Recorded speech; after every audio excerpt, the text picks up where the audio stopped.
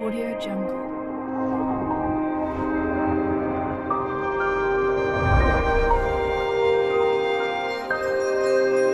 Audio Jungle.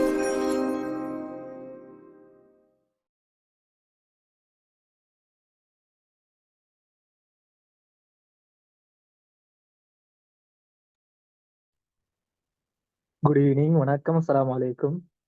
பேசுறது கேக்குதாண்ணா? ஓம் sir. Okay.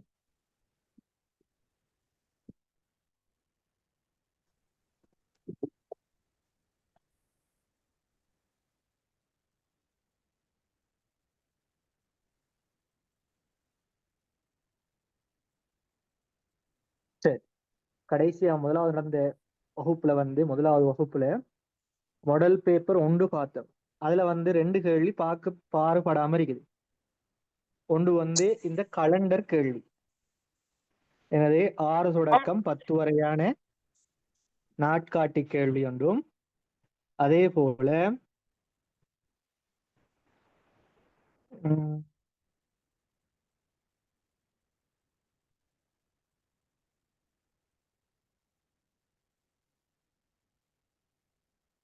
அதே போல இந்த முரண்கூற்று அல்லது லாஜிக்கல் ரீசனிங் சொல்லுவோம்.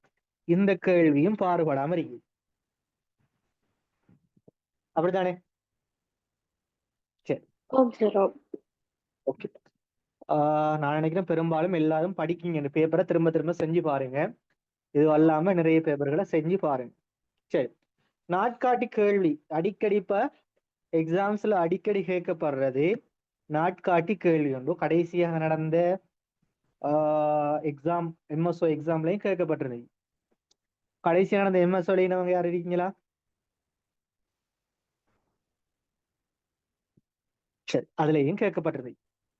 சோ நாட்காட்டி கேள்வி வந்தா எப்படி செய்யறங்கிற ஐடியாவை பார்த்துக்கொள்ளுங்க. சோ ஐடியா தான் முக்கியம். கேள்வி வித்தியாசம் வரலாம், எப்படியும் கேள்வி வரலாம், மாறி மாறி கேள்வி வரலாம். ஐடியாவை மட்டும் விளையும் கொள்ளுங்க. சரி, முதலாவது நாங்க ஆண்டுகளை ரெண்டா பிரிக்கலாம். என்னென்ன எப்படி? யாராவது? லீப் வருடம், சாதாரண சாதாரண ஆண்டு, வருடம். நெட்டாண்டு. ஓகே. லீப் வருடங்கள் அல்லது லீப் வருடம் சாதாரண வருடம் பிரிக்கலாம். Very good.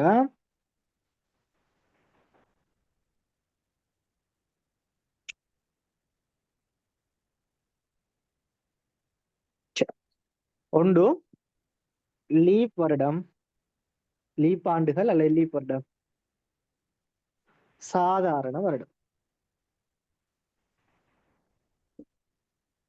ஏன் நாங்க லீப் வருடத்தை லீப் வருடம் என்று பிரிக்கிறோம், தனியே லீப் வருடம் என்றும் சாதாரண வருடம் என்று பிரிக்கிறது காரணம் என்ன? யாராவது? சாதாரண வருடத்துல பிப்ரவரி 28 டேஸ் வரும், லீப் வருடத்துல 29 வரும். லீப் வருடத்துல எத்தனை நாட்கள் இருக்கும்? 366. நார்மலாகவே ஒவ்வொரு வருடத்திலையும் எவ்வளவு 365 நாட்கள் இருக்கும். அது ஒரு சாதாரண வருடமாக இருந்தா 365 நாளும், லீப் வருடமாக இருந்தா அதுல 366 நாளும் வரும் நாட்கள். சரியா? அப்ப நாங்க ஏன் வருடங்களை லீப் வருடம் சாதாரண வருடம் பிரிக்கும்? சாதாரண வருடத்துல 365 நாளும், லீப் வருடத்துல 366 நாட்களும் இருக்கு. அதனால ஏன் இந்த லீப் வருடத்துல 366 நாள் வருது? பிப்ரவரி மாசத்துல ஒரு நாள் கூட வரும். Very good. இதுல இந்த லீப் வருடத்துல வரக்கூடிய பிப்ரவரி மாதத்துல 29 நாள் வரும். ஆனா சாதாரண வருடத்துல வரக்கூடிய பிப்ரவரி மாதத்துல எத்தனை நாள் வரும்? 28. 28 நாள். அப்ப 365 நாள் சாதாரண வருடத்துல வாரதே காரணம் பிப்ரவரி என்கிற மாதத்துல 28 நாளும், இந்த லீவ் வருடத்துல 366 நாள் வாரதே காரணம் பிப்ரவரி மாதத்துல 29 நாளும் இருக்கிறது. இது ஒரு பேசிக். அப்ப இது வருடங்களை பத்தின ஒரு பேசிக். சரி, மாதங்களுக்கு வருவோம். மாதங்கள் என்னென்ன மாதங்கள் இருக்குது? ஜனவரியிலேருந்து டிசம்பர் வரைக்கும். ஜனவரியில இருந்து ஜனவரி, பிப்ரவரி, மார்ச், ஏப்ரல், மே, ஜூன், ஜூலை, ஆகஸ்ட், செப்டம்பர், அக்டோபர், நவம்பர், டிசம்பர். சரியா? 12 மாதங்கள் இருக்கு. எத்தனை மாசம்? 12 மாதங்கள். ஜனவரியில இருந்து டிசம்பர் வரைக்கும். ஜனவரியில எத்தனை நாட்கள் இருக்கும்? 31. இந்த நாட்களை நாங்க ஞாபகம் வச்சு போறது லேசான வழி என்னன்னு சொன்னா, உங்களை கைகளை பொத்துங்க. கைகளை அப்படி பொத்தி பாருங்க. உங்களோட விரல்களை பொத்துங்க. விலங்காக்களை யாருமே கேட்டுக்கொள்ளுங்களா? விரல்களை பொத்திட்டு மொழி தெரியுமா உங்களுக்கு? மொழின்னு சொன்னா எந்த தமிழ் விலங்குமோ தெரியா நிறைய பேர். இப்ப அதுல வந்து மூட்டுன்னு சொல்லுவேன். மூட்டுல வரக்கூடிய கவுண்ட் பண்ணும்போது மூட்டு எப்படி சொல்றது?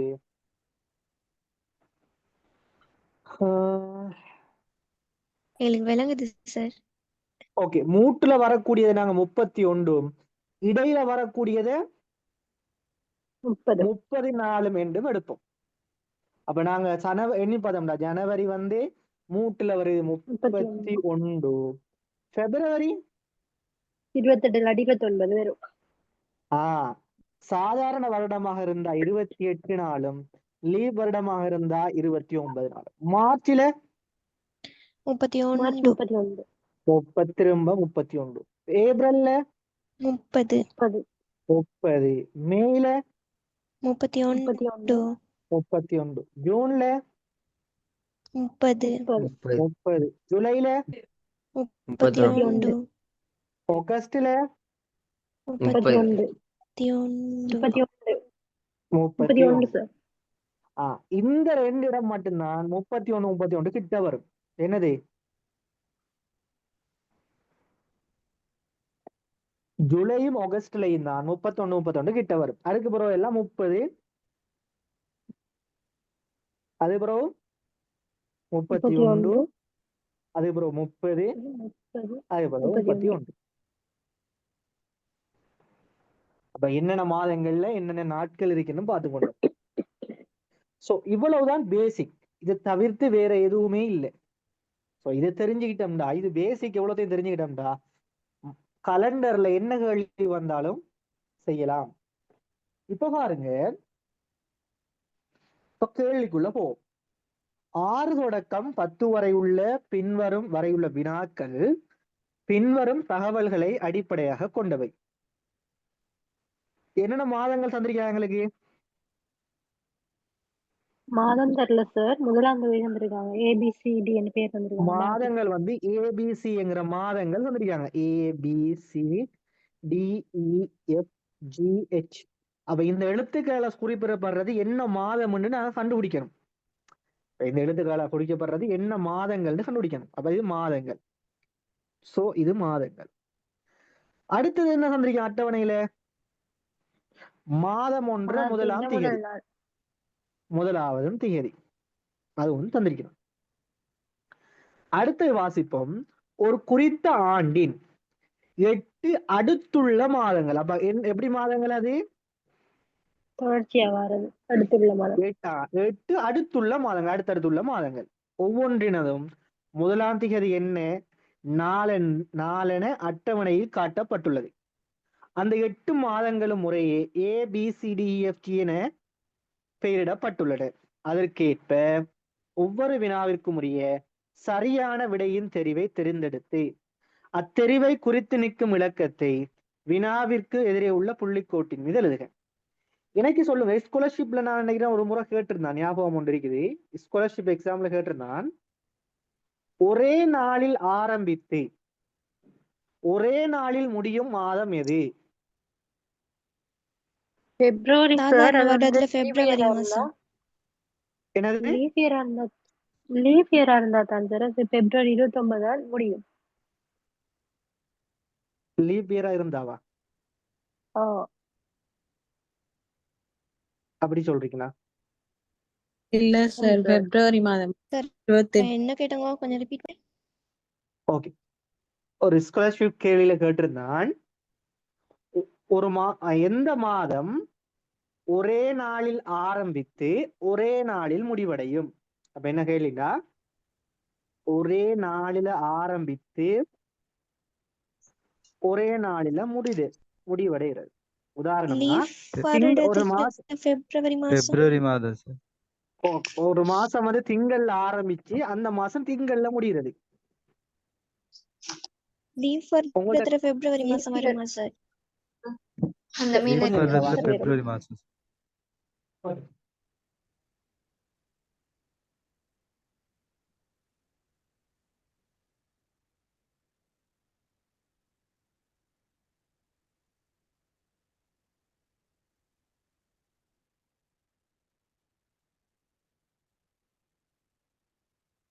சரி, என்னதுல முடிவடையும்? லீவ் வர்றதுல பிப்ரவரி மாசம். இருக்கும் சார். லீப் இயர்ல வர லீப் இயர்ல வரக்கூடிய பிப்ரவரி மாதத்துல. அது எப்படி அது ஒரே நாள்ல ஆரம்பிச்சு ஒரே நாள்ல முடிவடைறதுன்னு சொன்னா, உதாரணமா யோசிச்சு பாருங்க. 1ஆம் தேதி திங்கட்கிழமை. என்னது? 1ஆம் தேதி திங்கட்கிழமை. அடுத்த திங்கள் எப்ப வரும்? 8ஆம் தேதி வரும். தேதி வரும். 8ஆம் தேதி வரும். அடுத்த திங்கள் எப்ப வரும்? 15. 15. ஏன் அது 8, 15 அப்படின்னு போகுது? 7 நாளைக்கு ஒருக்கா வீடெல்லாம் குடிக்கணும். நம்மளுடைய திரும்ப என்னன்னு ஸ்டார்ட் சொன்னா, ஆகும். Very good. 1ஆம் தேதியோட என்ன செய்யலாம்? 7 கூட்டுறோம். 7 நாட்கள். ஒரு கிழமையில எத்தனை நாட்கள் இருக்குது? 7 நாட்கள். அவை 7 கூட்டுறோம். திரும்ப 8ஓட 7 கூட்டுறோம். கூட்டினா 15. திரும்ப 15ஓட 7 கூட்டினா எத்தனை வரும்? 22. அடுத்த 22ஆம் தேதி திங்கள் அடிக்கும். அப்ப 22ஓட 7 கூட்டினோம்னு சொன்னா அடுத்த 29. தேதி 29 திங்கள் அடிக்கும். அப்போ 1ல ஆரம்பிச்சு 29ல முடியக்கூடிய மாசம் எது? லீவ் வர்றதுல வரக்கூடிய பிப்ரவரி மாசம். லீப் வருடத்துல வரக்கூடிய பிப்ரவரி மாசம். சோ இதுல நாங்க பயன்படுத்த போற பேசிக். இந்த நாலேஜ் தான் நாங்க என்ன செய்ய போறோம்? இந்த கேள்வி செய்யறதுக்கு பயன்படுத்த போறோம். எப்படின்னு பார்த்துக்கொள்ளுங்க. எப்படி பயன்படுத்துறோம்டா,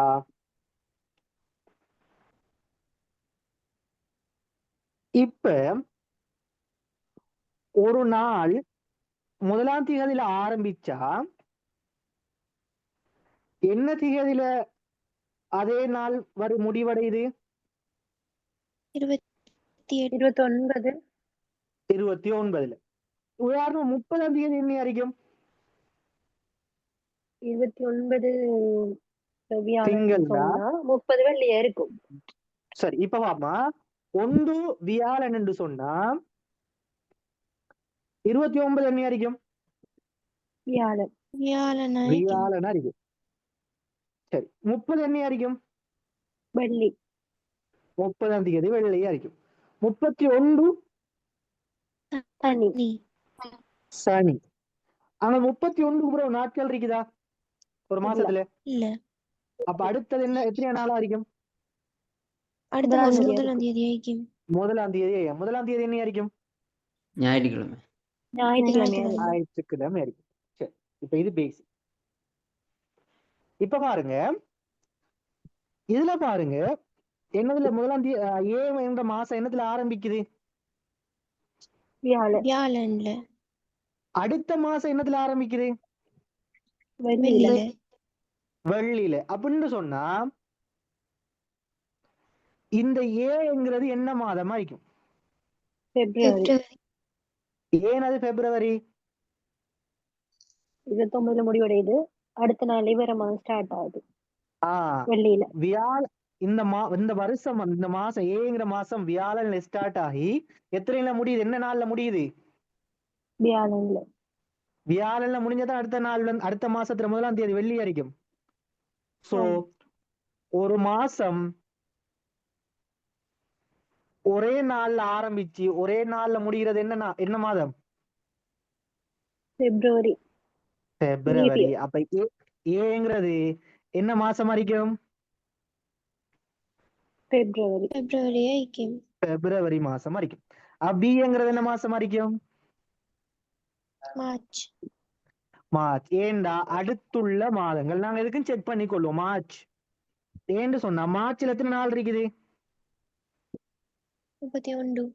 31. மார்ச் மாசம் என்னத்துல ஆரம்பிக்குது? மார்ச். வெள்ளி. வெள்ளியில. அடுத்த 29ஆம் தேதி என்ன இருக்கும்? வியாழன் வெள்ளி. இருக்கு. வெள்ளி அடுத்து இருக்கும். வெள்ளி. 30ஆம் தேதி என்ன இருக்கும்? சனி. சனி. 31 ஞாயிறு. ஞாயிறு.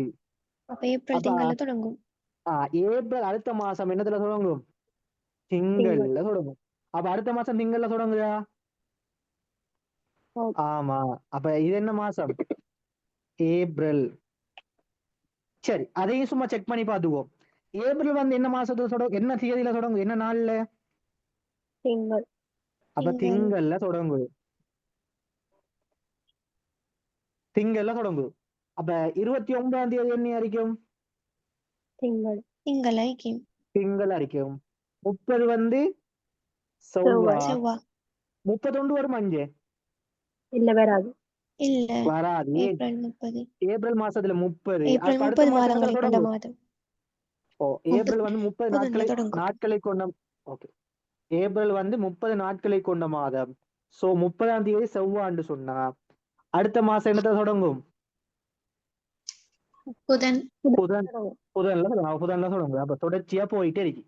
அப்ப நாங்க போடலாம் ஏப்ரல், மே, ஜூன், ஜூலை, ஆகஸ்ட், செப்டம்பர்.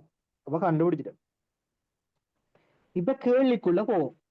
தரப்பட்டுள்ள 8 மாதங்களில் எத்தனை மாதங்கள் 30 நாட்களை கொண்டுள்ளன? என்னென்ன மாசம் 30 நாட்களை கொண்டது? ஏப்ரல் 30 நாளை கொண்டது. செப்டம்பர். ஜூன் 30. அடுத்தது செப்டம்பர் 30. செப்டம்பர் 30. ஜூன், ஜூலை, ஆகஸ்ட் வருமா? இல்ல. நான் உங்களுக்கு ஆரம்பத்திலே சொல்லிட்டேன். ஜூலையும் ஆகஸ்ட்ல எத்தனை நாட்கள்? 31 நாட்கள். சரி, அப்ப 30 நாட்களை கொண்டது வந்து ஏப்ரல் மாசம், ஜூன் மாசம், அடுத்தது செப்டம்பர். எத்தனை மாசங்கள்? 3 மாதங்கள். ஆன்சர் வந்து 1வது. தரப்பட்டுள்ள 8 மாதங்களில் எத்தனை மாதங்கள் 31 நாட்களை மட்டும் கொண்டுள்ளன?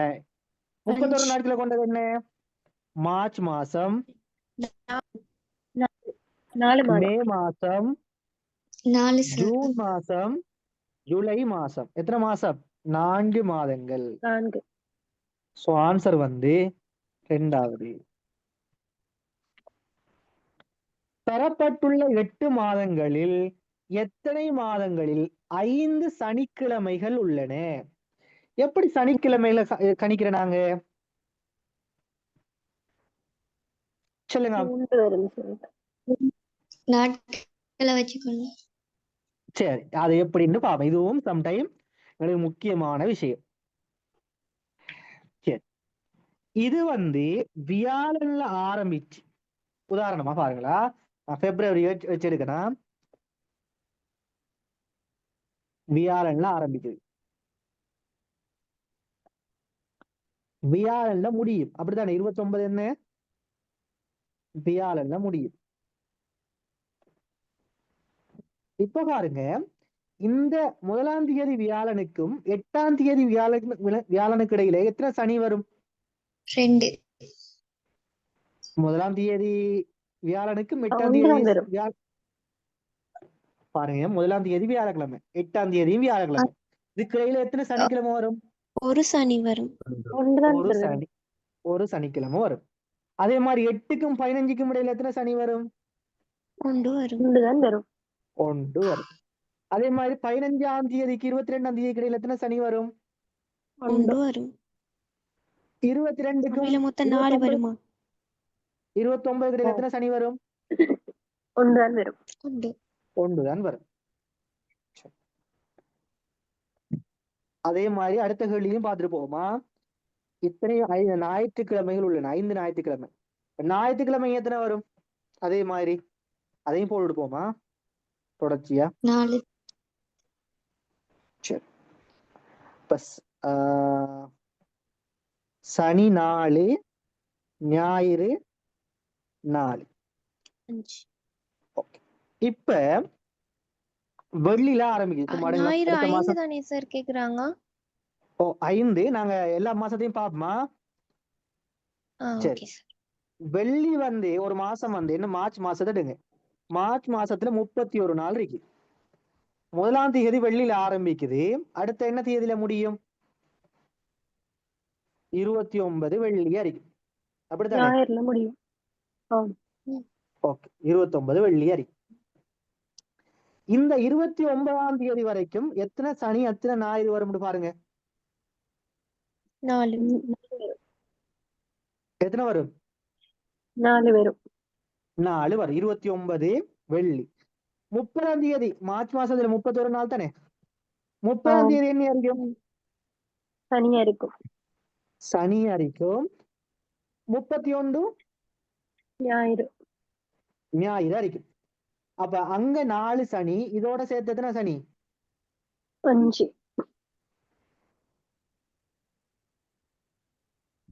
இதோட சேர்த்து 5 சனி. 5 சனி 5 ஞாயிறு வரும். அப்ப ஞாயிறு எத்தனை வருது? 5. 5 ஞாயிறு. அப்ப சனி 5, ஞாயிறும் 5. ஏப்ரல் மாசத்துல எத்தனை நாள்? 30. திங்கள் ஆரம்பித்து அடுத்த திங்கள் முடிவடையும். அப்ப எத்தனாம் தேதி வரைக்கும் முடிவடையும்? 4 இருக்கும் அதுல. இப்ப நாங்க இது ரெண்டையும் கண்டுபிடிச்சோம்னா ஆட்டோமேட்டிக்கா எங்களுக்கு ஐடியா வரும். இப்ப பாத்து பாருங்க, இந்த ஏப்ரல் மாசத்துல 30 நாள் இருக்கு, அப்படித்தானே? அப்ப 31 ஏப்ரல் மாசம் நாட்கள் வார மாதங்கள் எடுக்கலாமா சார்? அப்படியும் எடுக்கலாமா? இல்ல, இதை ஒவ்வொன்றா பார்க்கணும். தொடங்குற நாளை வச்சு எடுக்கணும். ஓ, இதை இப்படித்தான் பார்க்கணுமா? இப்ப பாருங்க, ஏப்ரல்ல வந்து எத்தனை நாட்கள் இருக்கு? 30. ஏப்ரல் 30. இந்த 1ஆம் தேதி திங்கட்கிழமைண்டா 29ஆம் தேதி என்ன இருக்கும்? திங்கட்கிழமை ஐக்கியம். அதுக்கு 29ஆம் தேதி வரைக்கும் எத்தனை சனி ஞாயிறு வர போதும்? 4 நாள். அடுத்து 30ஆம் தேதி என்ன நாள் இருக்கும்? செவ்வாய் ஐக்கியம். செவ்வா. அப்ப இன்னொரு 5 சனி 5 ஞாயிறு வாரத்துக்கு வாய்ப்பு இருக்கா? இல்ல இல்ல. இல்ல. அப்ப சனி 4, ஞாயிறு 4. விலங்குலடி கேளுங்களா? சரி, மேயில எத்தனை நாட்கள்? 31. புதன் 1ஆம் தேதினா 29ஆம் தேதி வரை, 29ஆம் தேதியும் புதன். இதுக்கிடையில எத்தனை நாள் சனி ஞாயிறு வரும்? 4. அப்ப 29 சனிண்டா 30 என்ன? சாரி, 29 புதன்டா 30 31 வெள்ளி. சனி இன்னொரு சனி ஞாயிறு வருதா? இல்ல, வராது. இல்ல. அப்ப சனி 4, ஞாயிறு 4. இப்ப ஜூன் மாசத்துல எத்தனை நாட்கள்? 30 நாட்கள். 30 நாட்கள். சனில ஆரம்பிச்சு எத்தனை சனி வரும் 29ஆம் தேதி வரைக்கும்? 4. பாருங்க, 1ஆம் தேதி சனி, 8ஆம் தேதி சனி, 15ஆம் தேதி சனி, 22ஆம் தேதி சனி, 29. அந்த நாள்ல ஆரம்பிச்சா எத்தனை வரும்? 5 வரும். 5. நல்லா பார்த்து பாருங்க, 1ஆம் தேதி சனி அரிக்கும், 8ஆம் தேதி சனி அரிக்கும், 15ஆம் தேதி சனி அரிக்கும், 22 சனி அரிக்கும், 29 சனி அரிக்கும். எத்தனை சனி? 5 சனிக்கிழமை. சனி வந்து 5 அரிக்கும். 29 சனின்னு சொன்னா 30 என்ன அரிக்கும்? ஞாயிறு அரிக்கும். அப்ப ஞாயிறு எத்தனை வரும்? 5 தரம் வரும். 5 வரும். சரி, ஜூலைல 31 நாள், திங்கள் ஆரம்பிச்சு 29 திங்கள், எத்தனை சனி எத்தனை ஞாயிறு வரும்? 4. ஓகே, இது டவுட் இருக்கு அதுல? இல்ல. அடுத்தது ஆகஸ்ட்ல 31 வியாழன்ல ஆரம்பிச்சு அடுத்த வியாழன் 29ஆம் தேதி வரைக்கும் எத்தனை சனி எத்தனை ஞாயிறு இருக்கும்? 5 சனி 4 இருக்கும், நாளைக்கு 4 ஞாயிறு இருக்கும். இல்ல சும்மா கேட்கிறேன். 29ஆம் தேதி வரைக்கும் 29ஆம் தேதி வரைக்கும் வியாழன்டா 4 சனி இருக்கும். 4 4 சனி சனியும் 4 4 ஞாயிறும் இருக்கும். இப்ப பாருங்களா, 1ஆம் தேதி வியாழன், அப்ப 29ஆம் தேதி வியாழன், வியாழன், 30ஆம் தேதி என்ன இருக்கும்? வெள்ளி, வெள்ளியாய்க்கு வெள்ளி, 31ஆம் தேதி சனி, சனி சனி. ஏன் ஆகஸ்ட் மாசத்துல 31 நாள் தானே, 31 சனி. சனி எத்தனை வருது? 5 சனி 5, வியாழன் வியாழன் 5 தான் வரும்.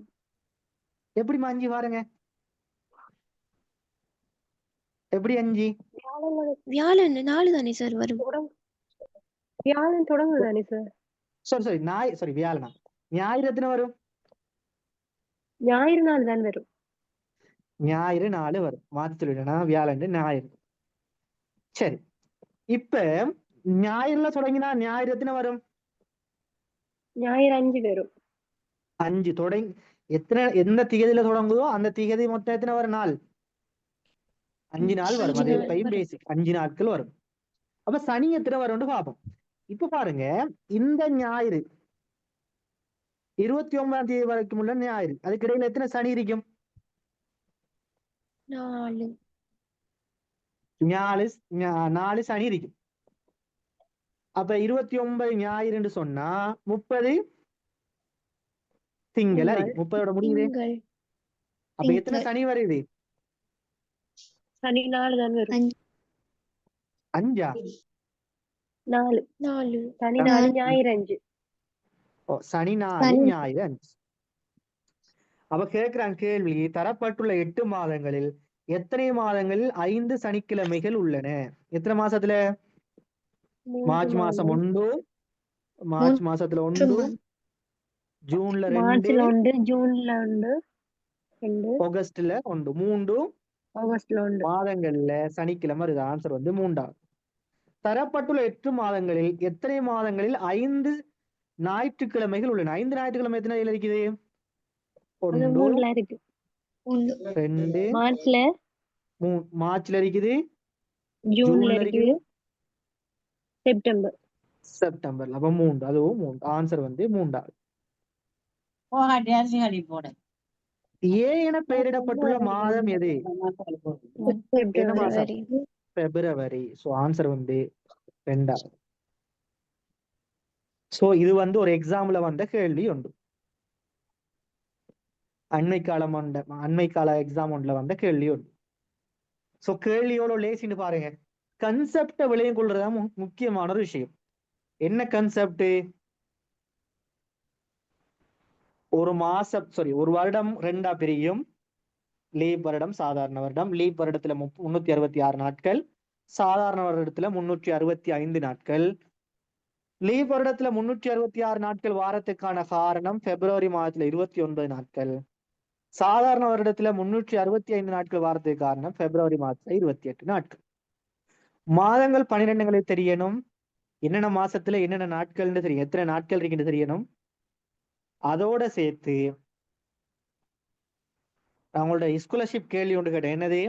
ஒரு மாசம் ஒரு நாள்ல ஆரம்பிச்சு அதே நாள்ல முடியுறேன்னு சொன்னா அது என்ன நாள் அறிக்கும்?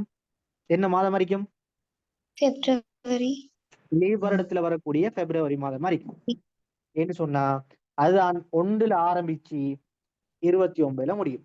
எங்களுக்கு தெரியும் 1 என்ன கிழமையோ, 1 என்ன நாள், 1ஆம் தேதி என்ன நாளோ அதே மாதிரி 8ஆம் தேதியும் அதே நாள், அதே மாதிரி 15ஆம் தேதியும் அதே நாள், 22ஆம் தேதியும் அதே நாள், 29ஆம் தேதியும் அதே நாள்.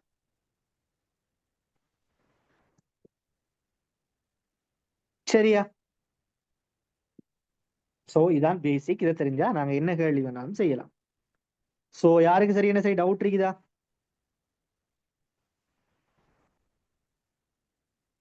யாருக்கு சரி டவுட் இருக்குதா? சந்தேகங்கள்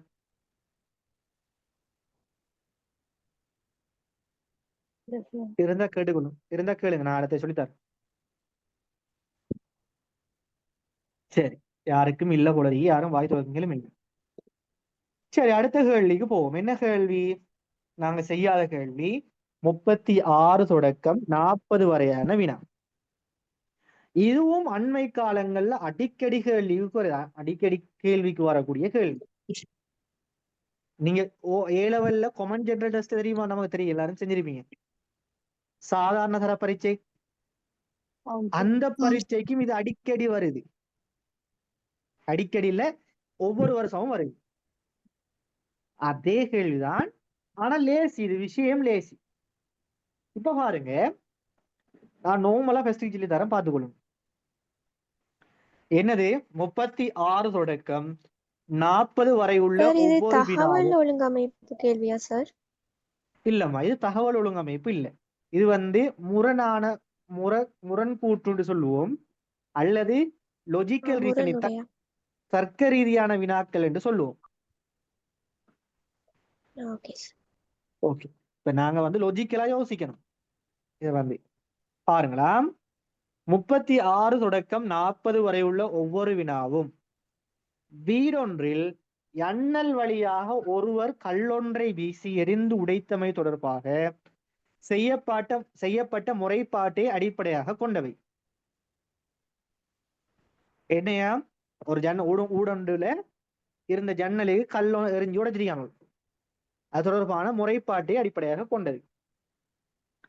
அது தொடர்பாக சந்தேகத்தின் பேரில் கைது செய்யப்பட்ட 5 பிள்ளைகளிடம் வினாக்கள் தொடுக்கப்பட்டன. அவர்கள் சக்கீர், அசூர், காதர், அகில், குமார். யார் யாரு சந்தேகத்துல பேர்ல கேள்வி தொடுக்கப்பட்டார்கள்? சக்கீர், அசூர், காதர், அகில், குமார். சரி, நான் உங்களுக்கு சொல்லி தந்தேன் எக்ஸாம் எப்படி போகணும்னு சொல்லி தந்தேன் நினைக்கிறேன். எம்எஸ்ஓ எக்ஸாமுக்கு ½ an hour முதல் எக்ஸாம் ஹோல்ல இருக்கணும்.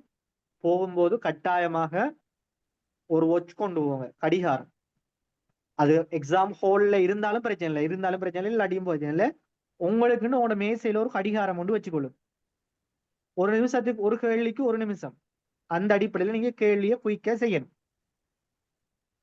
சோ டென்ஷன் ஆகாதீங்க. கேள்விகளை பார்த்துட்டு கேள்விகள் எப்படி செய்யணும்? நாங்க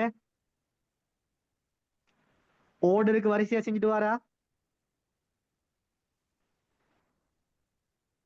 ஓர்டருக்கு வரிசையா செய்யணும். Very good. நாங்க எது எங்களுக்கு இலகுவான கேள்வின்னு முதலாவது பேப்பரை பிரட்டி பார்க்கணும். அப்ப அந்த கேள்வியில இருந்து செஞ்சுட்டு போகணும். இலகுவான கேள்வி எது என்று பார்த்துட்டு எனக்கு தெரிஞ்ச கேள்வியில இருந்து செஞ்சுட்டு போகணும். சரி, நான் ஒவ்வொரு டைம்லயும் ஒவ்வொரு விஷயம் சொல்லி தருவேன். சோ கடைபிடிச்சு கொள்ளும். அப்ப இவங்க 5 பேரும் வினவப்படுறாங்க, கேள்வி கொடுக்கப்படுறாங்க, நீங்க எழுதிங்களான்னு சொல்லி. அப்படி கேட்கப்பட்ட டைம்ல அவர்களது விடைகளாக அமைந்தவை என்ன விடையா இருக்குது? அது தான் இல்லை என சக்கீர் சொல்றாரு. சக்கீர் என்ன சொல்றாரு? அவர் செய்யல, நான் எரியலன்னு சொல்றாரு. அதை எரிந்தது அசூர் என காதர் கூறினார். யார் உடைஞ்சிட்டு சொல்றாரு?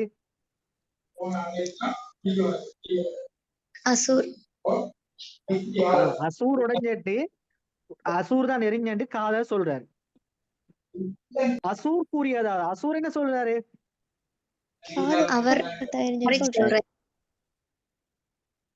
அசூர் சொல்றாரு அதை எரிந்தது காதர் என்று சொல்றாரு. காதர் சொல்றாரு அது எரிஞ்சது அசூர் உண்டு, அசூரர் சொல்றாரு அது எரிஞ்சது காதர், மாத்தி மாத்தி சொல்றாங்க. அடுத்து, அதை செய்திருக்க முடியுமானவர் சக்கீர் அல்லது காதர் என குமார் சொல்றாரு. குமார் என்ன சொல்றாரு? சக்கீர் அல்லது காதர் தான் செறிஞ்சிருப்பான்னு சொல்றாரு. அகில் கூறியதாவது, அகில் என்ன சொல்றாரு? அது குமார் அல்லது சக்கீர் ஆகியோர் ஒன்றாக சேர்ந்து, நல்லா வாசிக்கிற விஷயங்களை, குமாரும் சக்கீரும் 2 பேரும் சேர்ந்துதான் செஞ்சிருக்காங்கன்னு சொல்றாரு. சரி, மேற்படி தகவல்களை கேட்ப கீழே உள்ள ஒவ்வொரு வினாவிற்குமான சரியான விடையை தெரிவு செய்து அதற்குரிய தெரிவினதை இலக்கத்தை வினாவின் எதிரே உள்ள புள்ளிக்கோட்டின் மீது எழுதுக. சோ கேள்வி லேசான ஒரு கேள்வி. நல்லா பாருங்க, மேற்படி கூற்றுக்களுள் ஒன்று மட்டும் உண்மை எனின் எத்தனை கூற்று உண்மை? ஒரு கூற்று. ஒரு கூற்று மட்டும் உண்மை எனின் கீழே பெயர் குறிக்கப்பட்டவர்களுள் ஜன்னல் வழியே கல்லை வீசியவர் யார்? அப்ப ஒரே ஒரு கூற்று மட்டும்தான் அதுல உண்மைன்னு சொன்னா அப்ப கீழே சொன்னதுல எந்த ஆன்சர் வரும்னு கேட்கிறான். இப்ப நாங்க முதலாவது ஆன்சரை நினைச்சுக்கொள்வோம். முதலாவது ஆன்சர் வருமானு பார்ப்போம். அசூர் தான் எரிஞ்சாரு, கல்லை வீசியவர் அசூர் என்று எடுப்போம். என்ன எடுத்திருக்கோம்? சார் இந்த இப்படி கேள்விகளுக்கு ஆன்சர் தருவாங்களா? ஆன்சர் தருவாங்க கட்டாயம். சரியா? இப்ப அசூர்ன்னு எடுப்போம். எரிஞ்சது யாரு? அசூர். இப்ப அசூர்ன்னு எடுத்தோம்டா இப்ப கூற்றுக்களை செக் பண்ணுவோம். சக்கீர் என்ன சொல்றாரு? அவர் என்ன சொல்றாரு? அப்ப எரிஞ்சவரை நாங்க யாருன்னு எடுத்திருக்கோம்? அசூர். அப்ப சக்கீர் சொல்றாரு தான் இல்லைன்னு. சரியா பிள்ளையா அந்த கூற்று? உண்மையா பிள்ளையா? அது நமக்கு தேவையில்லை தானே சார், அசூரை பத்தி சொல்லுங்க. இப்ப பாருங்க, நாங்க எடுத்திருக்கோம் என்னன்னு நல்லா யோசிங்க. இப்ப நல்லா யோசிங்க. நீங்க ஒரு இப்ப நீங்க ஒரு 5 பேர், நீங்க ஒரு 5 பேரை யோசிங்களா? 5 பேர் உங்களோட கண் முன்ன யோசிச்சு பாருங்க. 5 பேர் இருக்கீங்க. 5 பேரும் ஒவ்வொரு கூற்றுகள் சொல்லியிருக்கிறாங்க. இப்ப நாங்க எடுத்திருக்கோம் ஒரு ஆளை சுட்டி காட்டி சொல்றோம். என்னண்டு? ஜன்னல் வழியே கல்லை வீசியவர் யாரு? அசூர் எடுத்திருக்கோம். சரி, இப்ப நாங்க செக் பண்றோம் ஒவ்வொரு கூற்றா. அங்க செக் பண்ணுவோமா? முதலாவது கூற்று என்ன? அதை தான் இல்லை என சக்கீர் சொன்னார். சக்கீர் என்ன சொல்லிக்காரு? தான் இல்லை என்று. சரியா பிள்ளையா? சரி. சரி, சக்கீர் இல்ல தானே? எரிஞ்சது யாரு? அசூர். அப்ப சக்கீர் சொல்றாரு என்னண்டு? தான் இல்லைன்னு சொல்றாரு. ஓ நீ இல்ல தான். ஓகே, அந்த கூற்று. அப்ப அந்த கூற்று சரி. அவர் இல்லை, சக்கீர் இல்லை. ஓ சக்கீர் இல்லை, எரிஞ்சது அசூர். காதர் என்ன சொல்றாரு? அசூர் எரிஞ்சன்னு சொல்றாரு. சரியா பிள்ளையா? சரி. ஓ ஏன் அசூர் எரிஞ்சன்னா நாங்க எடுத்திருக்கோம். சோ சரி. அப்ப எத்தனை கூற்று சரியா அறிஞ்சு? 2 கூற்று சரியா வருது. ஆனா என்ன கேட்டிருக்கிறான் அங்க? ஒரு கூற்று தான் சரியா வரணும். ஒன்று மட்டும் உண்மையா வரணும். அப்ப முதல்ல அசூர் எடுத்தா சரி வருமா? இல்ல. இல்ல. சரி, அடுத்தது அசூர் அல்லது காதர் வருமா? அசூர் வரது வராது. ஏன் வராது? அசூர் வாரது. அசூர் வந்தா எத்தனை கூற்று சரியா வரும்? 2 கூற்று. 2 கூற்று சரியா வரும். 2 கூற்று சரியா வரும் இல்ல. நான் சுவர் இல்ல, நான் சும்மா நாங்க ஏற்கனவே பார்த்த மாதிரி 2 நார்மலா பார்த்த மாதிரி 2 வந்துட்டு. சோ அசூர் வாரது வருமா விட? இல்ல வராது. வராது. சரி, இப்ப காதர் எடுப்போம். சார் நாங்க அதுக்கு அசூர் அல்லது காதர் தானே தந்திக்கிறேன். அப்ப காதர் வரலாம்னு கெஸ் பண்ணி இதை யோசிக்கலுமா? இப்ப அதான் காதரை பார்க்க போறோம். ஓகே. இப்ப காதரை பார்ப்போம். சரி, காதரை பார்த்தோம்னு சொன்னா காதர் சரி. காதர் தான் உடைச்சேன்னு எடுப்போம். எப்படி? உடைச்சால் யாரு? கல்பிரிட். காதர் தான் உடைச்சேன்னு எடுப்போம். சக்கீர் சொல்றாரு தான் இல்லை என்று. சரியா பிள்ளையா? சரி. சரி, அவர் இல்ல தானே, சக்கீர் இல்ல. உடைச்சது யாரு? காதர். ஓகே, அது சரி. அதை எரிந்தது அசூர் என காதர் சொல்றாரு. அசூரா? காதர். அசூர் கூறியதாவது அதை எரிந்தது காதர் இடமாகும். காதர் எரிஞ்சது. சரி, அப்ப 2 கூட்டு சரியா வருதா இல்லையா? எத்தனை வரணும்? 1 மட்டும்தான் உண்மையா வரணும். சோ காதர் வராது. அப்ப அசூர் அல்லது காதர் வருமா? ஆன்சர் அப்ப குமார் தான் வரப்போகுதுன்னு தெரியும். சரி, அதையும் செக் பண்ணி கொள்வோம். இப்ப பாப்போம். அப்ப குமார் எரிஞ்ச கல்பிரிட் யாருன்னு எடுத்துருக்கீங்க? அப்ப நாங்க குமார். அது தான் இல்லை என சக்கீர் கூறினார். சரியா பிள்ளையா? சரி ஓ, சக்கீர் இல்ல, சரிதான். அது சரி, அது சரி. அதை எரிந்தது அசூர் என காதர் கூறினார். அதை எரிஞ்சது அசூரா? இல்ல இல்ல போய் காதர். இல்ல குமார் குமார் யாரு? குமார். குமார். அசூர் என்ன சொல்றாரு? அதை எரிந்தது காதர் என்று சொல்றாரு. எரிஞ்சது காதரா? இல்ல அதுவும் ஃபால்ஸ். இல்ல, அதுவும் பிழையான கூற்று. 4வது குமார் என்ன சொல்றாரு? குமார் என்ன சொல்றாரு? சக்கீர் இல்லாட்டி காதர் தான் என்று குமார் சொல்றாரு. இல்லாட்டி காதர்னு அதுவும் சொல்றாரு. போய். அதுவும் போய். அகில் என்ன சொல்றாரு? குமாரும் சகிரும் குமார் மட்டும் சேர்ந்து சக்கீர் 2 பேரும் சேர்ந்து செஞ்சு. ஆனா இங்க நாங்க என்ன எடுத்திருக்கோம்? குமார் மட்டும் செஞ்சேன். குமார் செஞ்சேன்னு எடுத்தீங்க. அப்ப அதுவும் பிழையா இல்லையா? இல்ல இல்ல. அப்ப எத்தனை கூற்று சரியா வருது? ஒரு கூட்டு தான் சரி. அப்ப என்ன ஆன்சர்? குமார் தான் குமார். ஆன்சர். சரி, இதை விட இன்னும் ஒரு ஈஸியான ஒரு மெத்தட் ஒன்று. சரி, இது ஒரு மெத்தட். இப்படி ஒவ்வொன்றா செக் பண்ணி பாக்குறது இது ஒரு மெத்தட். இது இல்லாம இன்னும் ஒரு மெத்தட் இருக்கு, அதையும் சொல்லித்தரேன். சில கேள்விகளுக்கு நாங்க இப்படி தனித்தனியா பார்க்க வேண்டிய நிலைமையும் வரும். சில கேள்விகளுக்கு நாங்க இப்படியும் போட்டு பார்க்கலாம். எப்படின்னு சொன்னா, யார் யார் கூற்றுக்கள் சொல்றாங்க? ஒன்று சக்கீர் சொல்றாரு, என்ன?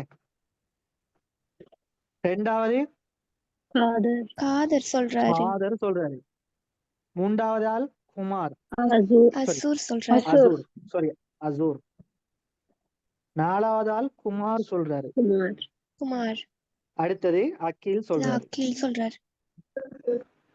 சரி, இவங்க கூற்றுக்களை சொல்றவங்க. நாங்க எடுப்போம் ஜன்னல் வழியே கல்லெறிஞ்சவங்க யாருன்னு எடுப்போம்? ஒன்று சக்கீர்னு எடுப்போம். ஒன்று சக்கீர் அறிக்கலாம். 2வது காதர் அறிஞன் எடுப்போம். காதர் ஆயிக்கலாம். 3வது அசூர் அறிஞன் எடுப்போம். அசூர். 4வது குமார் அறிஞன் எடுப்போம். குமார். அடுத்தது அகில் அறிஞன் எடுப்போம். அகில். சரி,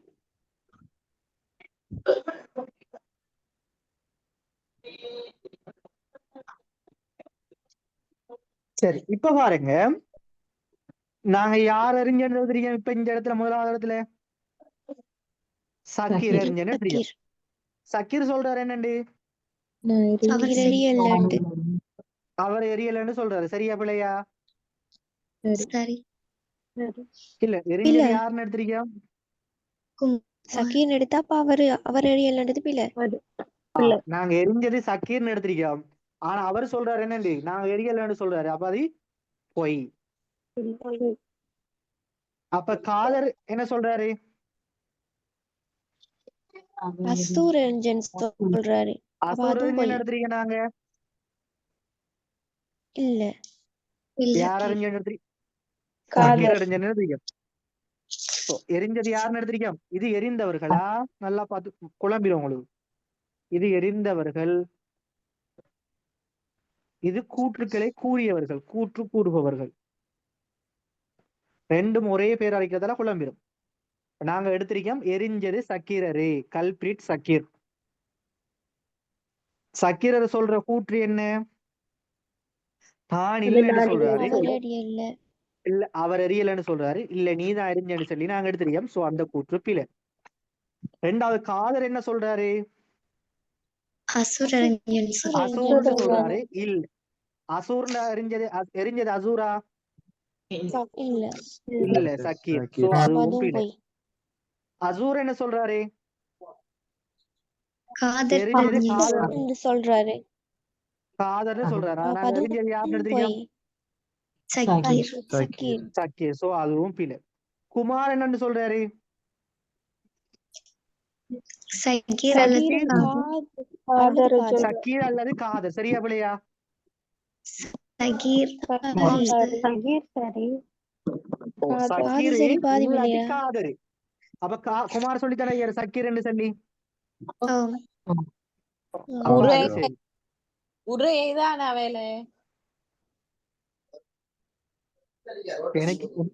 எனக்கு இது கேக்குறீங்க காதருக்கு மாதிரி தானே சார் அந்த சரி அப்ப அவங்க குமார் சொல்லித்தானே இருக்காரு என்னமா காதருக்கு என்ன சொல்லிக்காரு என்னன்னு சொன்னா வந்து குமார் சொல்றாருன்னு சொன்னா சகீரும் காதரும் தான் செஞ்சவங்கன்னு சொல்லியிருக்காங்க அப்ப இல்ல இல்ல காதருக்கு சக்கீர் அல்லது சகீரும் தானே. காதர்னு தானே சொல்லிக்கிறாரு. கொஞ்சம் வெயிட்டா சகீரும் கொஞ்சம் வெயிட்டா ஓகே கொஞ்சம் வெயிட் குமார் சொன்ன கூற்று என்னன்னு சொன்னா சக்கீர் அல்லது காதர். அப்ப நாங்க எறிஞ்சு அல்லது சொல்லிக்காரு ஒன்று சக்கீர் அரிக்கலாம் அல்லது காதர் அரிக்கலாம். சக்கீர் அறிஞ்சிருக்கலாம். அதைத்தான் நான் கேட்கிறேன் சார் இப்ப காதர் அல்லதுன்னு சொன்னதுக்குள்ள காதரும் உள்ளடங்குவார் தானே ரெண்டுல ஒரு ஆள் ஓ ரெண்டுல ஒரு ஆள். இப்ப நாங்க யார் எடுத்திருக்கோம் இங்க சகீர் சக்கீர். சக்கீரை தானே பேசிட்டு இருக்கோம். சோ நம்மளுக்கு காதர் தேவையில்லை. சக்கீர் எறிஞ்சு குமார் சொல்லிக்கிறாரு என்னண்டு சக்கீர் அல்லது காதர். அப்ப சக்கீரை சொல்லித்தானே அடிக்காரு. சோ குமார் சொன்ன கூற்று சரி. கூற்று சரி. அகில் என்ன சொல்றாரு குமாரும் சக்கீரும் சேர்ந்து சொல்றாரு. குமார் சக்கீரும் சேர்ந்து செஞ்சேன். ஆனா நாங்க இங்க என்ன எடுத்திருக்கோம் சக்கீர் மட்டும் சக்கீர் மட்டும் சொல்லி. அப்ப அகில்ற கூட்டு சரியா பிள்ளையா இல்ல இல்ல இல்ல. இப்ப நீங்க அடுத்து குயிக்கா பாத்துட்டு போடணும். எங்களுக்கு டைம் இல்ல. குயிக்கா செய்யணும் கேள்வி. 5 நிமிஷத்துல சரியா கேள்வி. இப்ப காதர் செஞ்சேன்னு எடுப்போம். சக்கீர் சொல்றது சரியா பிள்ளையா சரி சரி சரி. ஏன் சரி சக்கீர் சரி? இல்லன்னு சொல்றாரு அவரு. அவரே இல்ல நாங்க எரிஞ்சது யாருன்னு எடுத்திருக்கோம் காதர்ன்னு எடுத்திருக்கிறோம். சக்கீர் சொல்றாரு நான் இல்லைன்னு சொல்றாரு. ஓ அது சரி. காதர் என்ன சொல்றாரு அசூர்னு சொல்றாரு.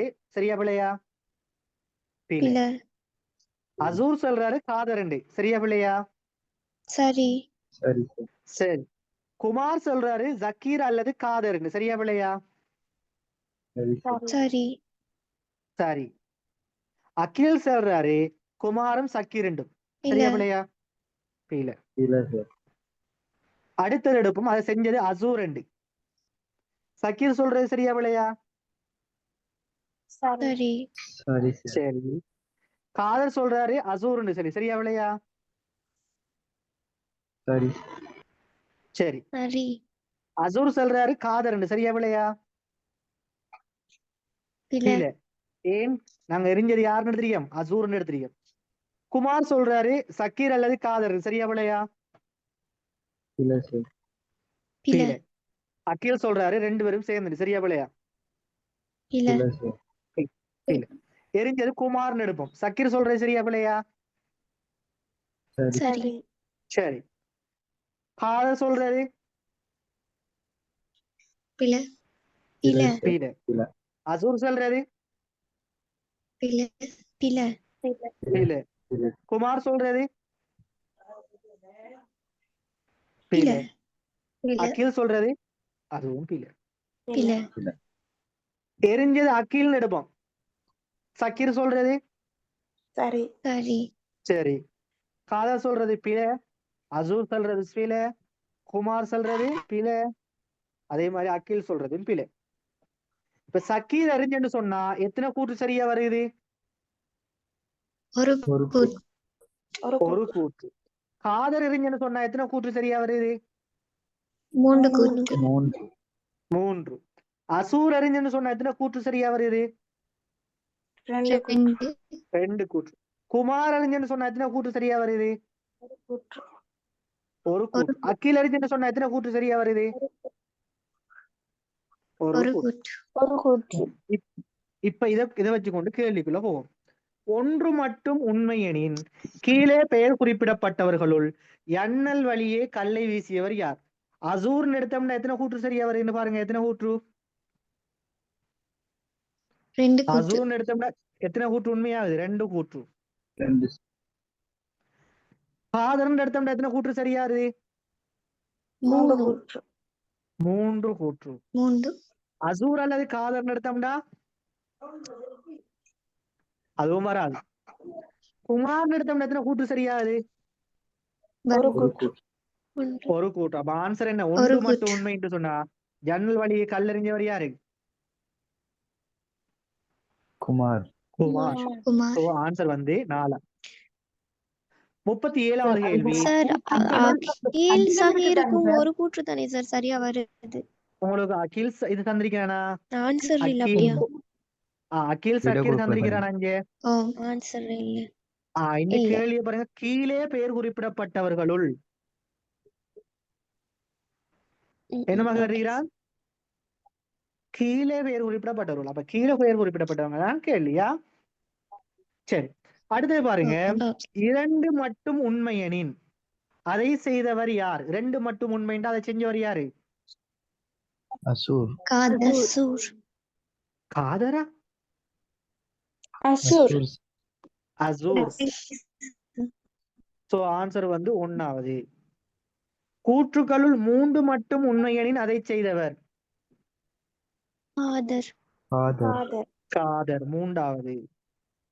மேலே உள்ள கூற்றுக்களை கூறிய பிள்ளைகளில் ஒருவர் மட்டும் ஞன்னலை உடைப்பதில் தொடர்பு பட்டவரெனின் அக்கூற்றுக்களுள் 1 மட்டும் உண்மையாகவும் ஏனைய கூற்றுக்கள் அனைத்தும் பொய்யாகும் சந்தர்ப்பங்கள் எத்தனை உள்ளன?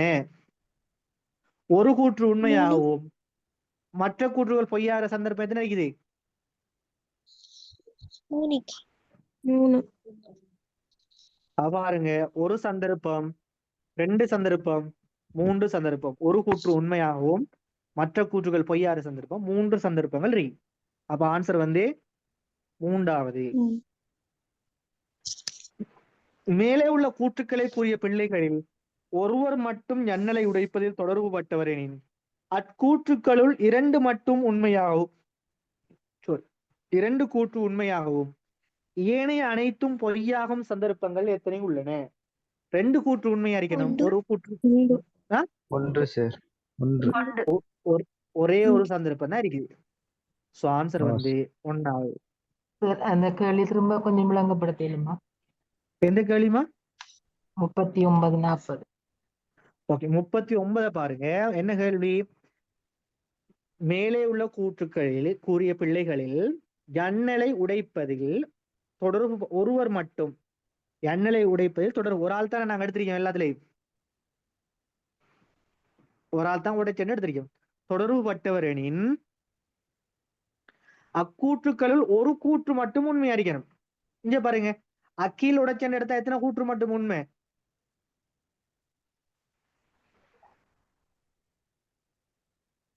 எக்ஸ்கியூஸ் மீ, அக்கீல் உடைச்சன்னு எடுத்தா எத்தனை கூற்று உண்மை? ஒரு கூற்று உண்மை, ஏனைய அனைத்து கூற்றுக்களும் பொய். குமார் உடைச்சன்னு எடுத்தோம்னா எத்தனை கூற்று உண்மை? ஒன்று மட்டும் உண்மை, ஏனைய அனைத்தும் பொய். ஜக்கீரோட எடுத்தோம்னா எத்தனை கூற்று உண்மை? ஒரு கூற்று உண்மை, ஏனைய அனைத்தும் பொய். எத்தனை சந்தர்ப்பம் இருக்காப்ப? ஒரு சந்தர்ப்பம், 2 சந்தர்ப்பம், 3 சந்தர்ப்பம். 3 சந்தர்ப்பங்களா இருக்கா இல்லையா? அதே மாதிரி 2 மட்டும் உண்மையாகவும் ஏனைய அனைத்தும் பொய்யாகும் சந்தர்ப்பம் எத்தனை கூற்று இருக்குது? எத்தனை சந்தர்ப்பம்? ஒரே ஒரு சந்தர்ப்பம் தான் இருக்குது. அது யார்? என்ன சந்தர்ப்பம்? அசூர் உடைச்சன் எடுத்தா மட்டும் ஒரே ஒரு சந்தர்ப்பம். விளையாடாப்ப. ஓகே, அப்ப நாங்க அடுத்த பேப்பருக்குள்ள போவோமா? என்ன சரி சந்தேகங்கள் இருக்கா உங்களுக்கு? இல்ல சார். இல்ல.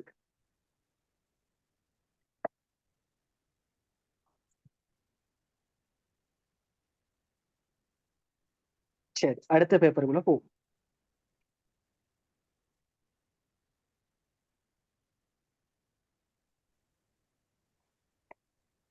சார், ஓம், இதுக்கு ஆன்சர் சீட் எதுவும் இருக்கா சார்? Answer seat அனுப்பிடவா? ஆம் சார். சரி, நான் அனுப்பி விடுறேனா? சரி,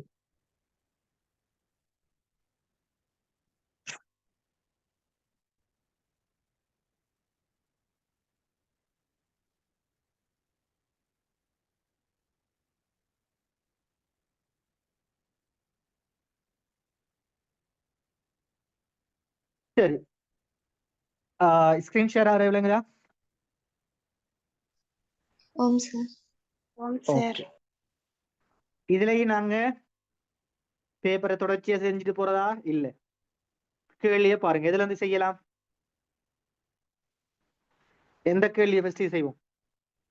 நீங்க சாய்ஸ் பண்ணுங்க.